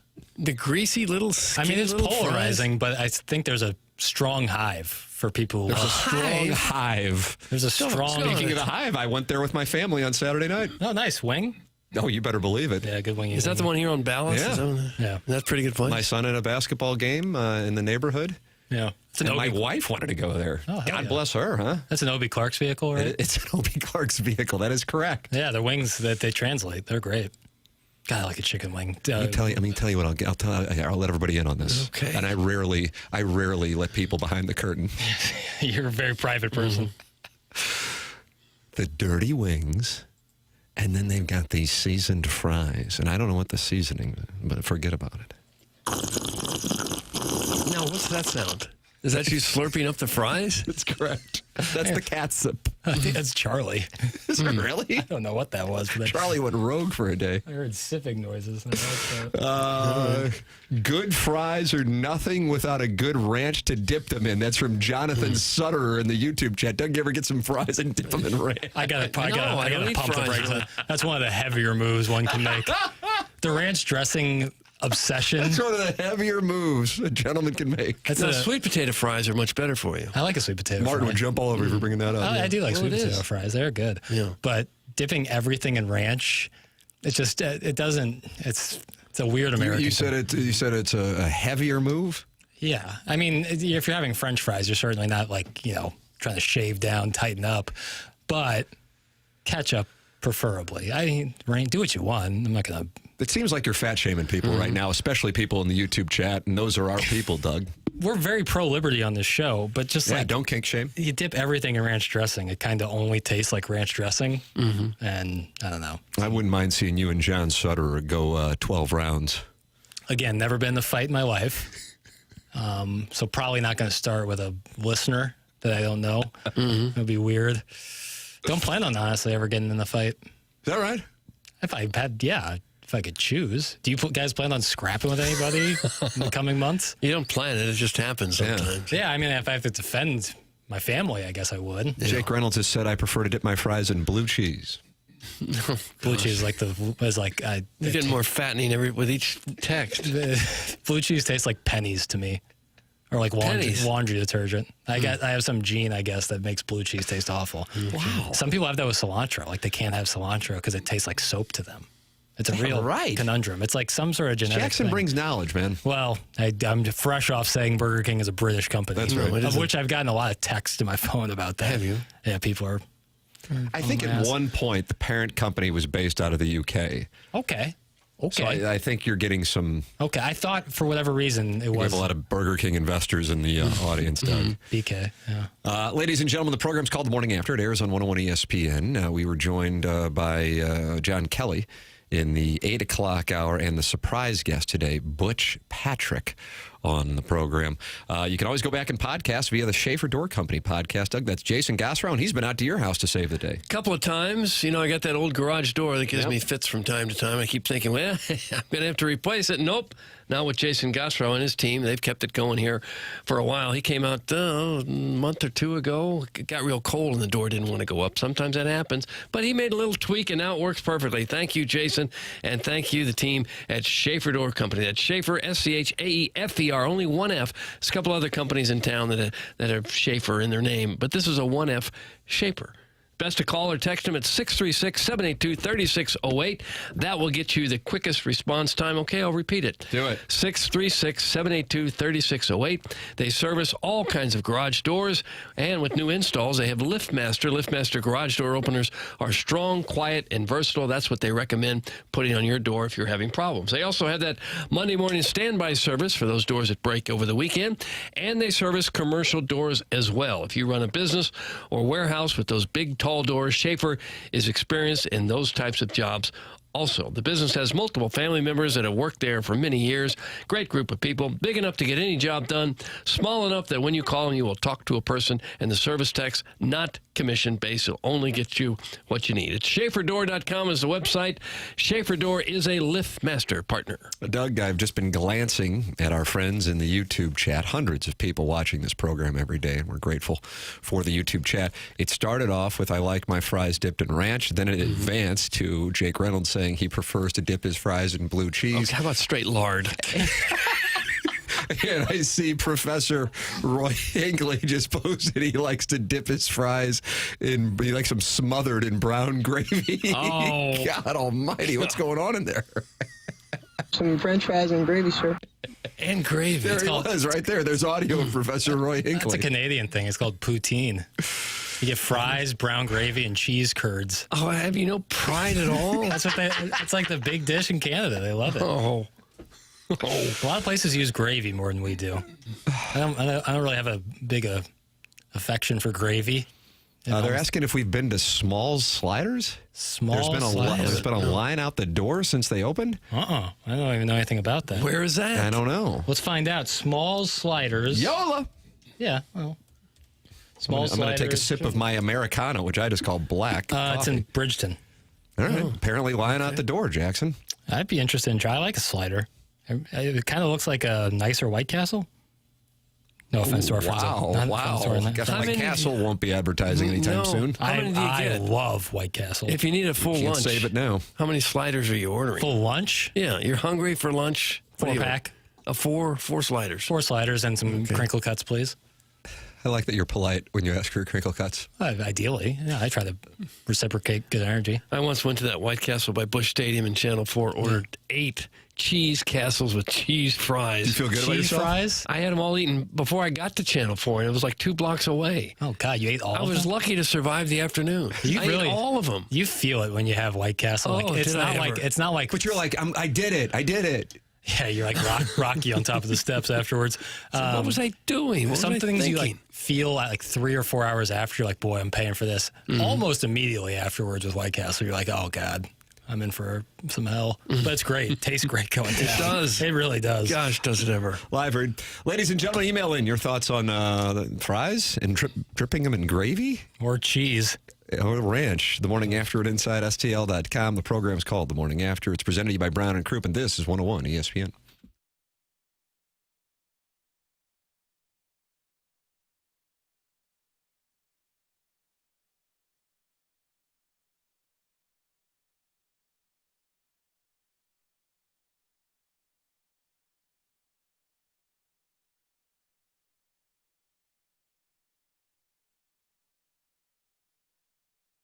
Aesthetic design and build. You're sitting there going, let's not talk about being outside right now. It feels like it's minus 5 degrees in the St. Louis area.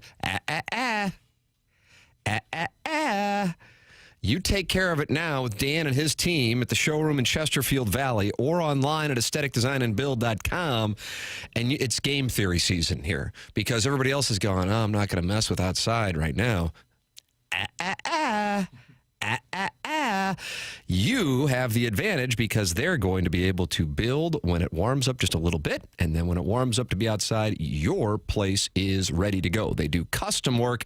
I've been out to that showroom, and I've had them to my home, so I can speak to this firsthand. It's aestheticdesignandbuild.com, and I just find that thinking about things that are warm and outside puts me in a good place, and I think, okay, this stuff's almost over. We're going to be able to go outside and enjoy things again outdoors. Aesthetic aestheticdesignandbuild.com can put you in that mind space, and you're working with a company that's been doing it in St. Louis for over 30 years. It's aestheticdesignandbuild.com, or you can call them at 636-532-5008 and let them know I sent you their way.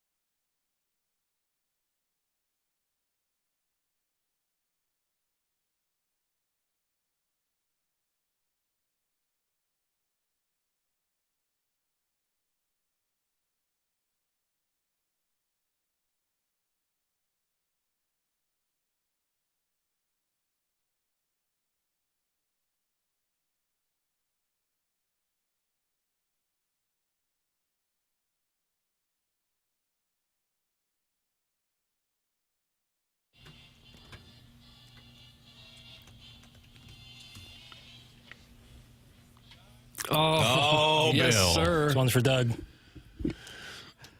Biggest show of Jackson's career? Could well be. But top 5.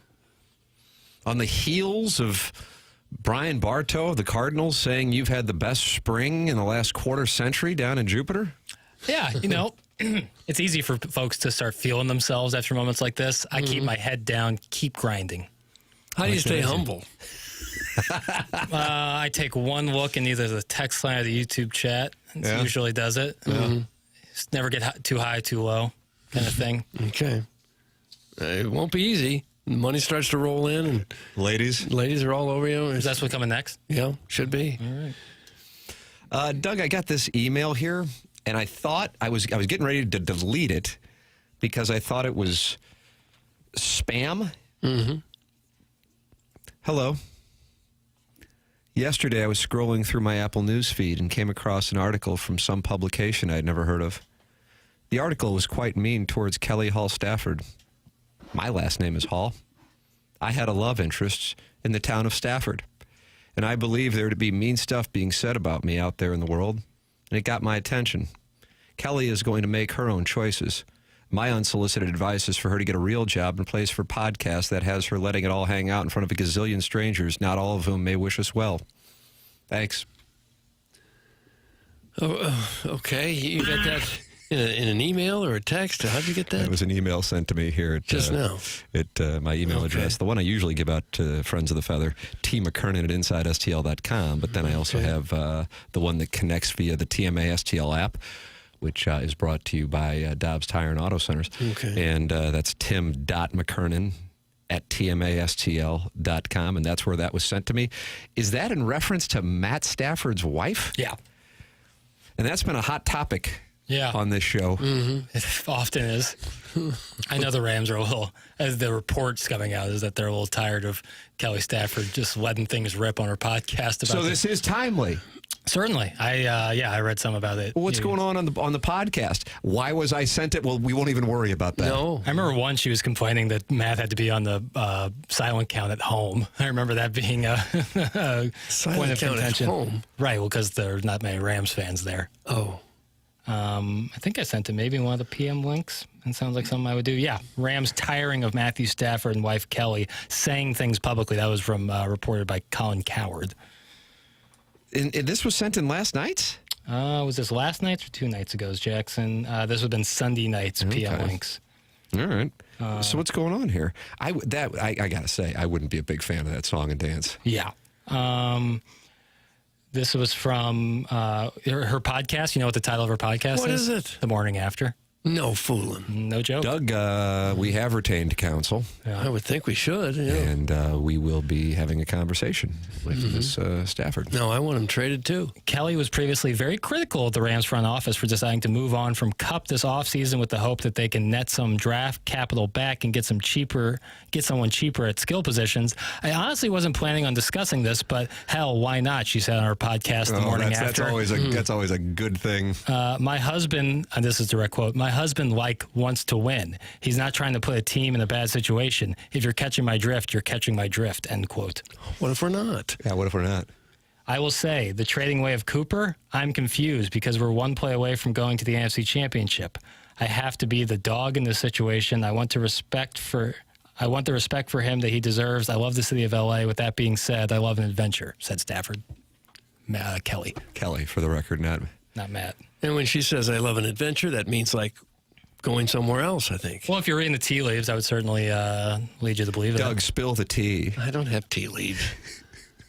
Yeah, and Stafford, Matt, is in the middle of a contract negotiation with the Rams that stems from last season when they were unable to find a solution. The wife GM is never a good thing. That's from the Walrus King in the YouTube chat. Yeah, so that timely that you got that in your email, because yes, that is currently going on with the I don't football think team. The Brenda Warner thing didn't go over too well with the Rams front office. I just think there's yeah, I hear what you're saying, Doug. Correct, sir. I can vouch for that. Players having podcasts now is great because you're getting to tell your own story, create your own narrative. However, there's probably instances where you say a little bit too much, maybe about former teams, and then other teams hear that and they're like, well, I don't know if I really want this guy if he's just going to leave and crap on us after the fact. So the player podcast giveth and it can taketh away. Oh, no, why'd you put TH on? Yeah, why do we need that? And again, you're having one of the best shows of your career, so... That's the saying, giveth and taketh away. I don't know why they throw the TH at the end, but I kind of like it. Shakespeare thing, maybe. Yeah, Bill Shakespeare. Yeah. You think he put gravy on his french fries? Doubtful. When was french fries invented? Oh. Probably in France. Good question. My God, cut up the Adderall. Well, I'm trying to see if he would have been able to enjoy a french fry in his day.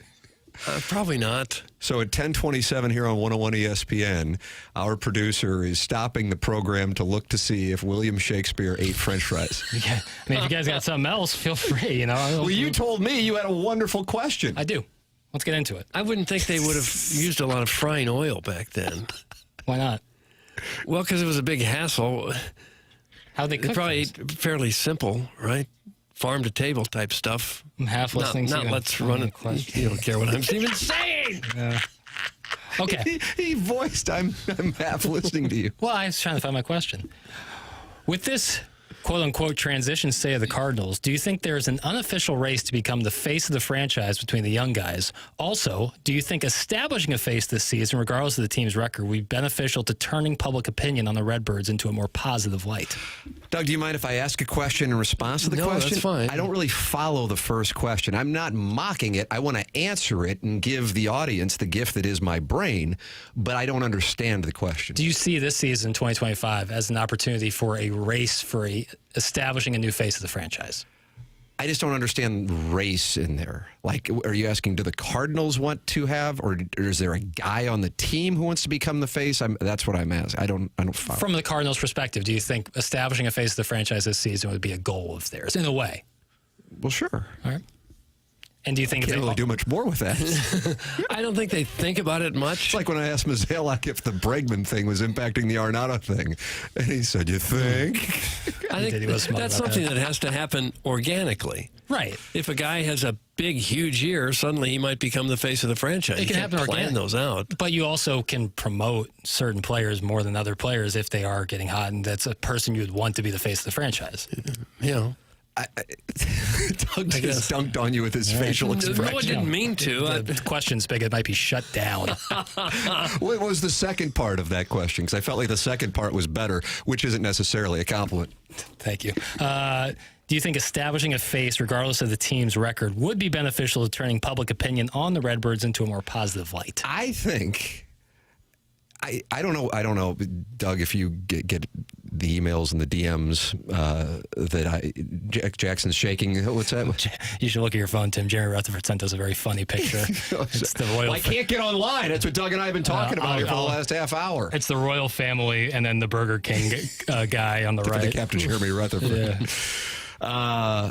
But I got so many messages, and I feel like this sounds like a Mike Greenberg prisoner of the moment kind of thing, or even when I was out, the limited amount I was out and about this weekend on last week's shows, and such a constant thread was, I went into last week's shows just excited for you nitwits to be back down in Jupiter, Florida, but I couldn't help but finding myself liking John Mazalek and liking Ali Marmol and liking the young players.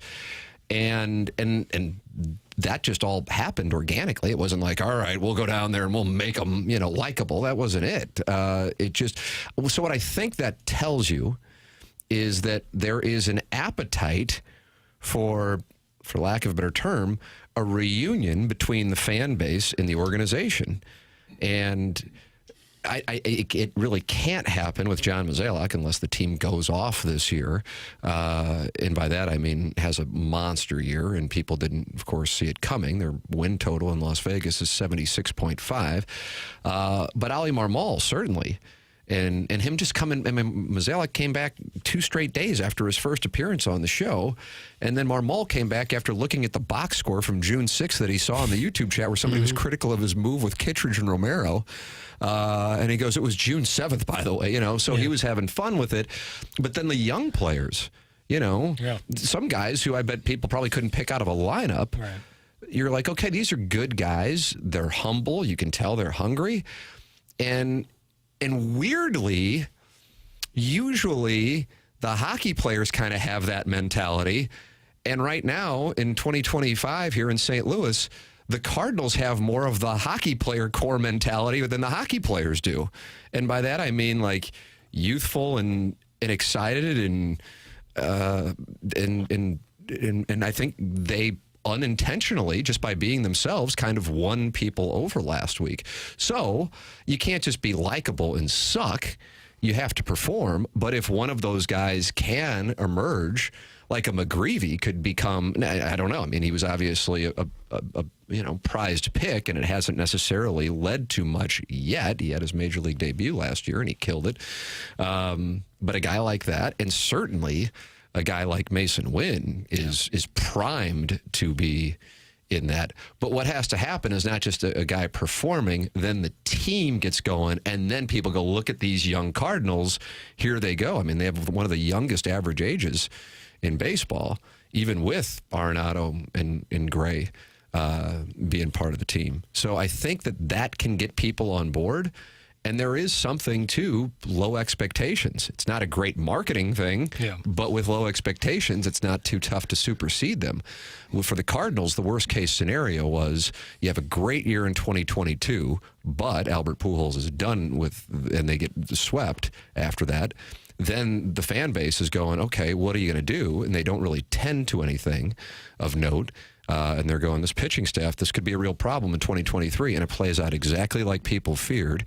And the team is in last place. So you had 3 big blows take place, all while the Cardinals were selling things that the fan base just isn't buying. So I think what last week told me is that people are willing to be on board. And that wasn't something that was even on my radar going down there last week. As far as face of the franchise, right now I think the face of the franchise is Mozeliak. Yeah. And everybody, probably including him, would prefer that be somebody else, but would prefer it be a player, somebody to take off and become one of the top players in the league. Right. I don't know who that's going to be. I guess Wynn might have the best shot of everybody. I would say he does, but it could also be like a couple of faces, you know? Like for a good long while, Yadi and Waino were the faces of the franchise. Matt Holliday also in there. And it could be Walker, Wynn, Donovan, Victor Scott could be in there. Like, you could have a really cool young core that people could get behind if there is some traction. You're right, Tim. Winning needs to be a part of that. Right. But what I'm saying in addition to that is there are some personalities there. Sure. And that always helps marketability. So I'm intrigued to see, because last week was just kind of an eye-opening thing, not necessarily for us. That was our 16th time being down there. But the response from the fan base to those guys, and specifically Marmol and Mozeliak, but also the young guys. And I don't know how many times I opened up an email or a DM going, okay, I don't know how, but they wrote me back in after listening to them, and I wish Mozeliak and Marmol would show that personality more often. Had people affiliated with the team saying that, much less listeners and fans. So, yeah, the hunger for that love between the organization and the fan base to restart is there, and a young core with some personality that starts to play exciting baseball. I think an example would be, I mean, it's an outlier because they have the Cy Young winner, but they weren't talking playoffs in Detroit at the trade deadline last year. And then they go off, and people, I mean, everybody in Detroit's all fired up about it, and hell, they're in the mix for Alex Bregman up until the end. That can happen. So it would be wonderful if it happened, and I think it shows people are hungry for it, and even if they're not high on John Mozeliak or Ali Marmol, they certainly are willing to emotionally invest if they see reason to do so. Your thoughts are welcome by texting in, Air Comfort Service text line 314-399-9646, and you can email in as well. We'll have that coming your way on the Stiefel dossier. Tim McKernan, Doug Vaughn, Jackson Burkett with you. This is TMA, presented to you by Brown and Crouppen on 101 ESPN.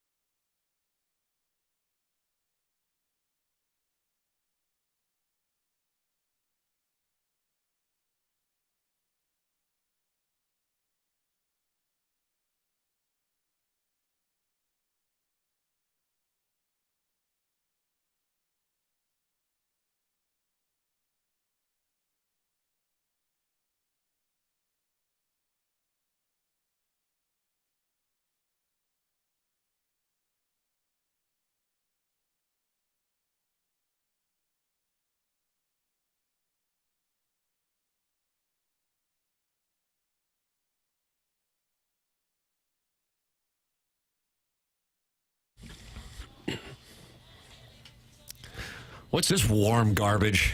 Warm garbage? You heard me. You don't like Shaggy? I consider it to be warm garbage. It's a song that if I were driving around and it popped up on the radio, I would immediately switch. Oh, wow. But you know what I say, Doug? Some people like some things and some people don't like other things. I like this tune. And we had Glowworm in the last break, so it's hard to, And we had Mark get Morrison anywhere return close to to the that. Mac and Can You Stand the Rain with New Edition. So, yeah, I agree with you. And we have James Carlton, and he was in studio yesterday.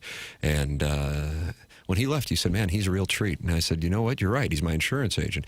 And you can make him your insurance agent by going online at carltoninsurance.net or call 314-961-4800. I'll say it again because I said it fast. 314-961-4800. And I can tell you this. Somebody with James Carlton's office is going to answer right away. It's not going to go to voicemail. You're not going to send an email and not hear back for a couple of days. That's not the way that it works. I think for most people, you kind of inherit your insurance agent, whether it be from family or your friend gets into it, and then it's awkward because you don't want to have to part ways.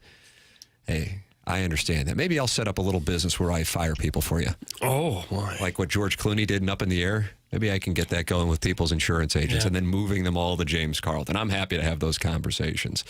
Because you have a responsibility to yourself and to your family to put them with the best, and the best is James Carlton. 314-961-4800. Go online at carltoninsurance.net.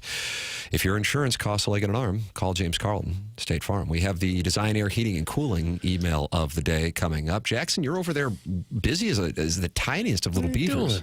Helping Kurt with the filtering process as he's not here. He can obviously do it remotely, and he's doing so, helping me out big time. Yeah, he's still helping out, doing so he's show in notes. bed with a thermometer in his mouth? Yeah. Something like that one. That was hot pad on his... Yeah, and filtering emails. Press. Yeah, like one with the big knob on the top. That chairman, we don't really have anybody on this dais that misses time.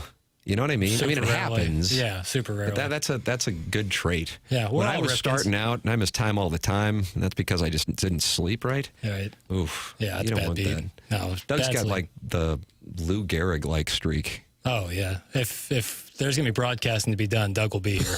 You love the exposure. But I did miss like 3 months there at one chunk. You'd still call in though. Yeah, you were doing it from the home office. Oh well, not for a while. Well, it's because the siren songs of journalism. You heed the call. Right. And it never leaves you. Right. Once you're bitten by the virus never leaves your body. The virus. Mm-hmm. And you were bitten in Rochester? That's where you first got the plague? Mm-hmm.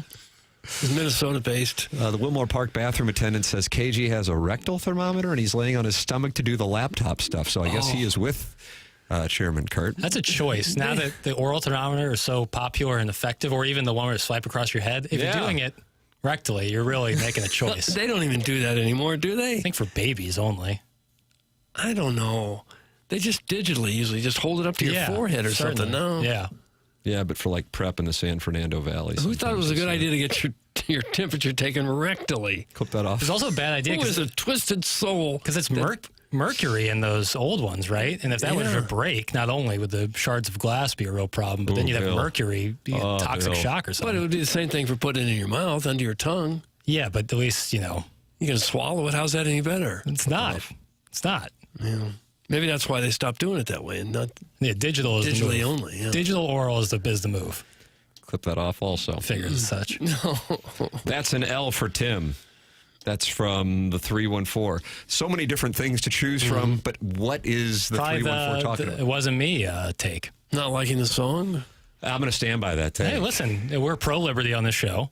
Anti-kink shaming. Anti-kink shaming. Well, I'm not there. And we're not results-oriented. That's exactly right. So the fact that it's a chart-topping hit doesn't matter. If you don't like the song, you don't like the song. God bless. I'm a big fan. Mm-hmm. Okay. Well, I'm a big fan of Seth Goldcamp. Yeah, and a lot of people would be. Right now, I got it at 10 degrees in St. Louis. Feels like -4. So your furnace is cranking out that warm air. It better be. Otherwise, you know who to call. That would be the fine folks at Design Air Heating and Cooling and Seth Goldcamp. He and his family have served over 10,000 customers since 1904. It's a fourth-generation St. Louis business. And if you have problems with your furnace, you need help immediately now. And Seth and his team can get right out there.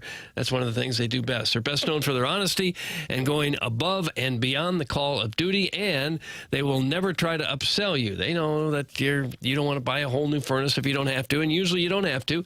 They can get in there with their technicians, many of whom have been with them for more than 20 years now, and they'll get it fixed up toot sweet. They take their reputation very seriously. Their website, easy to navigate with convenience of online scheduling now. So for all of your heating and cooling needs, you know who to choose. That would be Design Air Heating and Cooling. And the website is Design Air with an E at the end of it, designairservice.com. Yeah, and that's the sponsor of the email of the day, which is coming your way next. And, we got a great battle here. The YouTube chat has made his presence known. I should say their presence known. I don't know the YouTube chat's gender. Probably a woman. That's the thing. I mean, so far this month, this year, we've had one Design Air Heating and Cooling Email of the Month winner, and it was a woman, the self-made stay-at-home Ladue mom, who is choosing to take this month off. But I think she's in St. Bart's during February historically. Is that right? Yeah, historically, that's where she goes with the monogramming business. Buck Swope is tied with the JV golf coach, and the YouTube chat is one back. And, Doug, we only have 8 more email of the day opportunities here for the month of February. So, it's coming down the stretch here. Send yours in the morning after at InsideSTL.com. Comes right next. This is TMA, presented to you by Brown and Crouppen on 101 ESPN and the TMA STL YouTube channel.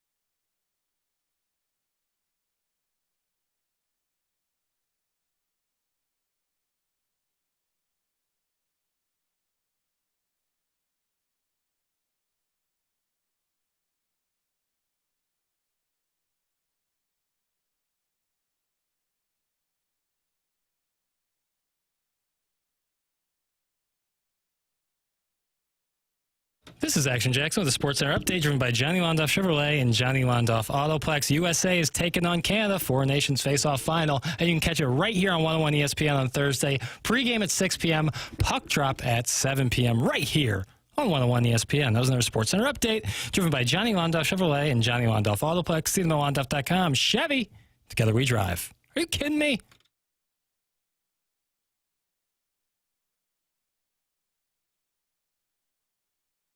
Welcome back to TMA 101 ESPN. Tim McKernan, Doug Vaughn, Jackson Burkett with you on the program. You can always stream the program via the 101 ESPN app. There's also a TMA app. You can download the TMA STL app, and you can watch the program at the TMA STL YouTube channel. A wonderful sponsor of this program is Moritz Reusch, Doug, and you sit there and you go, man, I don't know how to spell that. And I go, wish you could. Well, I do, Okay. but I don't want to confuse the audience. Okay. So I'm just going to send them here. NinjaBling.com. That's NinjaBling.com. Moritz Reusch has been with the Riz Show for a number of years, and they said, but it's going to be tough to remember the name and then to spell it. How about we give you this, Ninja Bling, and then boom, they get the domain, and that's where everybody goes. If you are looking for jewelry, I know this process at our anniversary a few months ago, and you're going, I don't know what to get, and I don't know what the best budget is. You will have a one-on-one, personal, no pressure, not low pressure, no pressure experience at Moritz Reusch. Online at ninjabling.com, a world-class location on the 15th floor of the Tower Building across from the Galleria. The address is 1034 South Brentwood Boulevard. Go in there and get to know the family at Moritz Reusch. Really quality people. I recommend them wholeheartedly. It's Moritz Reusch online at ninjabling.com, 1034 South Brentwood Boulevard. Ladies and gentlemen, it is TMA. And Jackson, I just can't get into my email for the life of me. So are you going to be doing the Design Air Heating and Cooling email today, or am I going to be doing it? I can hand you my laptop. Nice. I hope there's some... Was your mic on right there? Yeah, it didn't sound like it, did it? All right. It was not. My apologies. Yes. Tim's got the laptop now. Okay. Here we go. All right. Woo!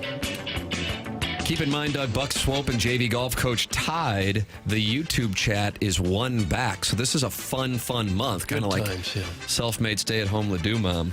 Having the big month. I got to turn but you got this thing dark here, baby. Dim. Oh, you do dim it down? Yeah, battery saving. I was almost about to bring out my readers, Doug, and I look like a cute little dime piece in my readers. Yeah, I bet you do. Oh, he's short and bald with a lopsided skull and readers? Ooh, where can I find more of him? Maybe you can get some braces, too. It had been way too long since I had been shopping. My icebox, much like my heart, is cold and empty. So I put on my overcoat and went to market. You like when somebody says I went to market? No, I don't care for it. I had the standard shopping list, nothing too crazy. Smoked sturgeon, some furnace filters, and other odds and ends. But what I really needed was sausage casings, an S-ton of them. So the meat counter I went. I don't care for this writing style. What's sturgeon? Fish. Odd pick. Yeah. He didn't see me in line. He was busy cutting some cube steaks for a man in a Travis Kelce t-shirt.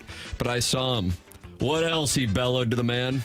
The giant holes in his blown-out earlobes where one-time stainless steel discs once resided drew my gaze. I bet I could fit it in there, I said a bit too loudly. Doug, am I in the filtered file? It doesn't seem like it now. The butcher turned his hairnet-covered head in my direction. His earlobes continued to flop around for at least 3 seconds after locking eyes on me. He plopped his giant forearm on the counter. Flecks of the $9.99 a pound Nooning Tree Farms Braunschweiger displayed prominently in the hair covering of his ample appendage. Have you been helped, he said to me. Had I been wearing anything under my coat, I would have most assuredly fouled them. Gil the butcher didn't know it, but right then and there he had me. I was his. I would have done anything for him. Sausage casings, please. A baker's dozen. The big boys. I said, is that it? He said. Yes'm was all I could squeak. You ever say yes'm? No. And the butcher's name is Gil? That's correct. Okay. Isn't that Steve Martin's character name in Parenthood, which was supposedly based in Kirkwood? Yeah. Oh, was it really? Yeah. God, I was so mad at myself for freezing up like a little schoolgirl. This is why you are alone, Bill. He threw my package on the greasy counter and went to grab the pimento loaf at $7.99 a pound for another customer. It wasn't until I placed my cart that I noticed he'd written his number in the chicken juice on the butcher's paper. Oh. This my God, I love President's Day. Stay warm, lovers. That's from the calcified ear. World. I'm not sure I'm in the filtered file. Ear. Happy snow day, gentlemen. Jackson taking over today. Welcome back to a new edition of the Six Shooter. He will casually be giving everyone the business in his cute little ski sweater. Even though this is for sure an instant classic episode, I'm more excited for later in the week as Jackson starts his weekly soccer breakdown of the Doggies matchups. Hard to beat his analysis of our nation's hockey team as we cheer on Connor Hellraiser between the pipes and Mark Milton on the tax penalty kill, but I digress. A little upset about the missed lead. Should obviously have been Larry Legend's stash. Crazy to think you boys can get any cuter, but here we are. Turns out this version of the Six Shooter is not really any different than a regular show. Just four hot guys sitting around letting us take screenshots for later usage. Now that I think about it, that mustache and sweater combo has me thinking Jackson's moonlighting is a sexy little ski bunny. Doug, we all know Ludwig Ehrbeer is number 4 in the world, but number 1 in our hearts. Haven't heard it on the Vaughn index, but I'm pretty sure that stat stands on solid ground. Cleared my schedule for the rest of the day in hopes of a 4-hour snow QFTA. I need to have a talk with those damn neighborhood kids. If Tim comes home down to a package down drive again, there will be hell to pay. Stay warm, drive safe, and get well, Chairman. That's from the YouTube chat. YouTube chat. Woo, boy, it's cold outside. St. Louis might be experiencing snow and freezing temperatures, but it's nothing compared to the ice-cold day Jackson Burkett is having inside your studio. Imagine thinking someone named Connor Headley is a goalie for the Team USA. Imagine announcing out loud that Burger King is a British restaurant because there's a crowd in the logo. That's not the reason. He said that with a straight face! I'll tolerate that kind of nonsense on HD2, but FM is the big leagues. Listen, I can stomach a few slip-ups from time to time, but the pale one, who shall not be named, officially crossed the line by dissing ranch dressing this morning, dipping 1,200 calories of fried potatoes into a creamy dairy-based sauce and shoveling it down my yearning gullet is my right as an American. From now on, that uppity Mizzou apologist better keep ranch dressing's name out his damn mouth before I come down there and rip that sweater off his translucent torso. And another thing, who wears a Christmas sweater in February? I'm tired of it. It's from the JV golf coach. JV golf coach. St. Louis got another overnight dusting, so of course schools are once again sitting this one out. That's 6 snow days in the last 7 weeks. Well, technically, these last 2 have been AMI days. That's alternative method of instruction, Doug. By calling it an AMI day, they don't have to add any days at the end of the school year. Fortunately or unfortunately, today's TMA is educational AF. We got a Jim Dandy lined up in the Four Nations final with a rematch between USA and Canada. Even Libby Jack Virgin Trash Stash Soy Boys fired up to the point that the lead of today's show is a long-winded question about whether international competitions like the Four Nations can be a catalyst for casual fans who have full-time jobs in sports radio. Well, to learn the starting goalie for Team USA is Connor Hellebuck. Forget about those AMI packets. Where else could our region's youth learn that not long ago the 4 Fox used to broadcast 90 minutes of hashtag Whites LOL? Boots scooting it in cahoots and every Saturday night at 10:35. Libby Jack's been bringing it strong on the 1s and 2s. We heard Glowworm, which Doug noted last week was the first ever diss track.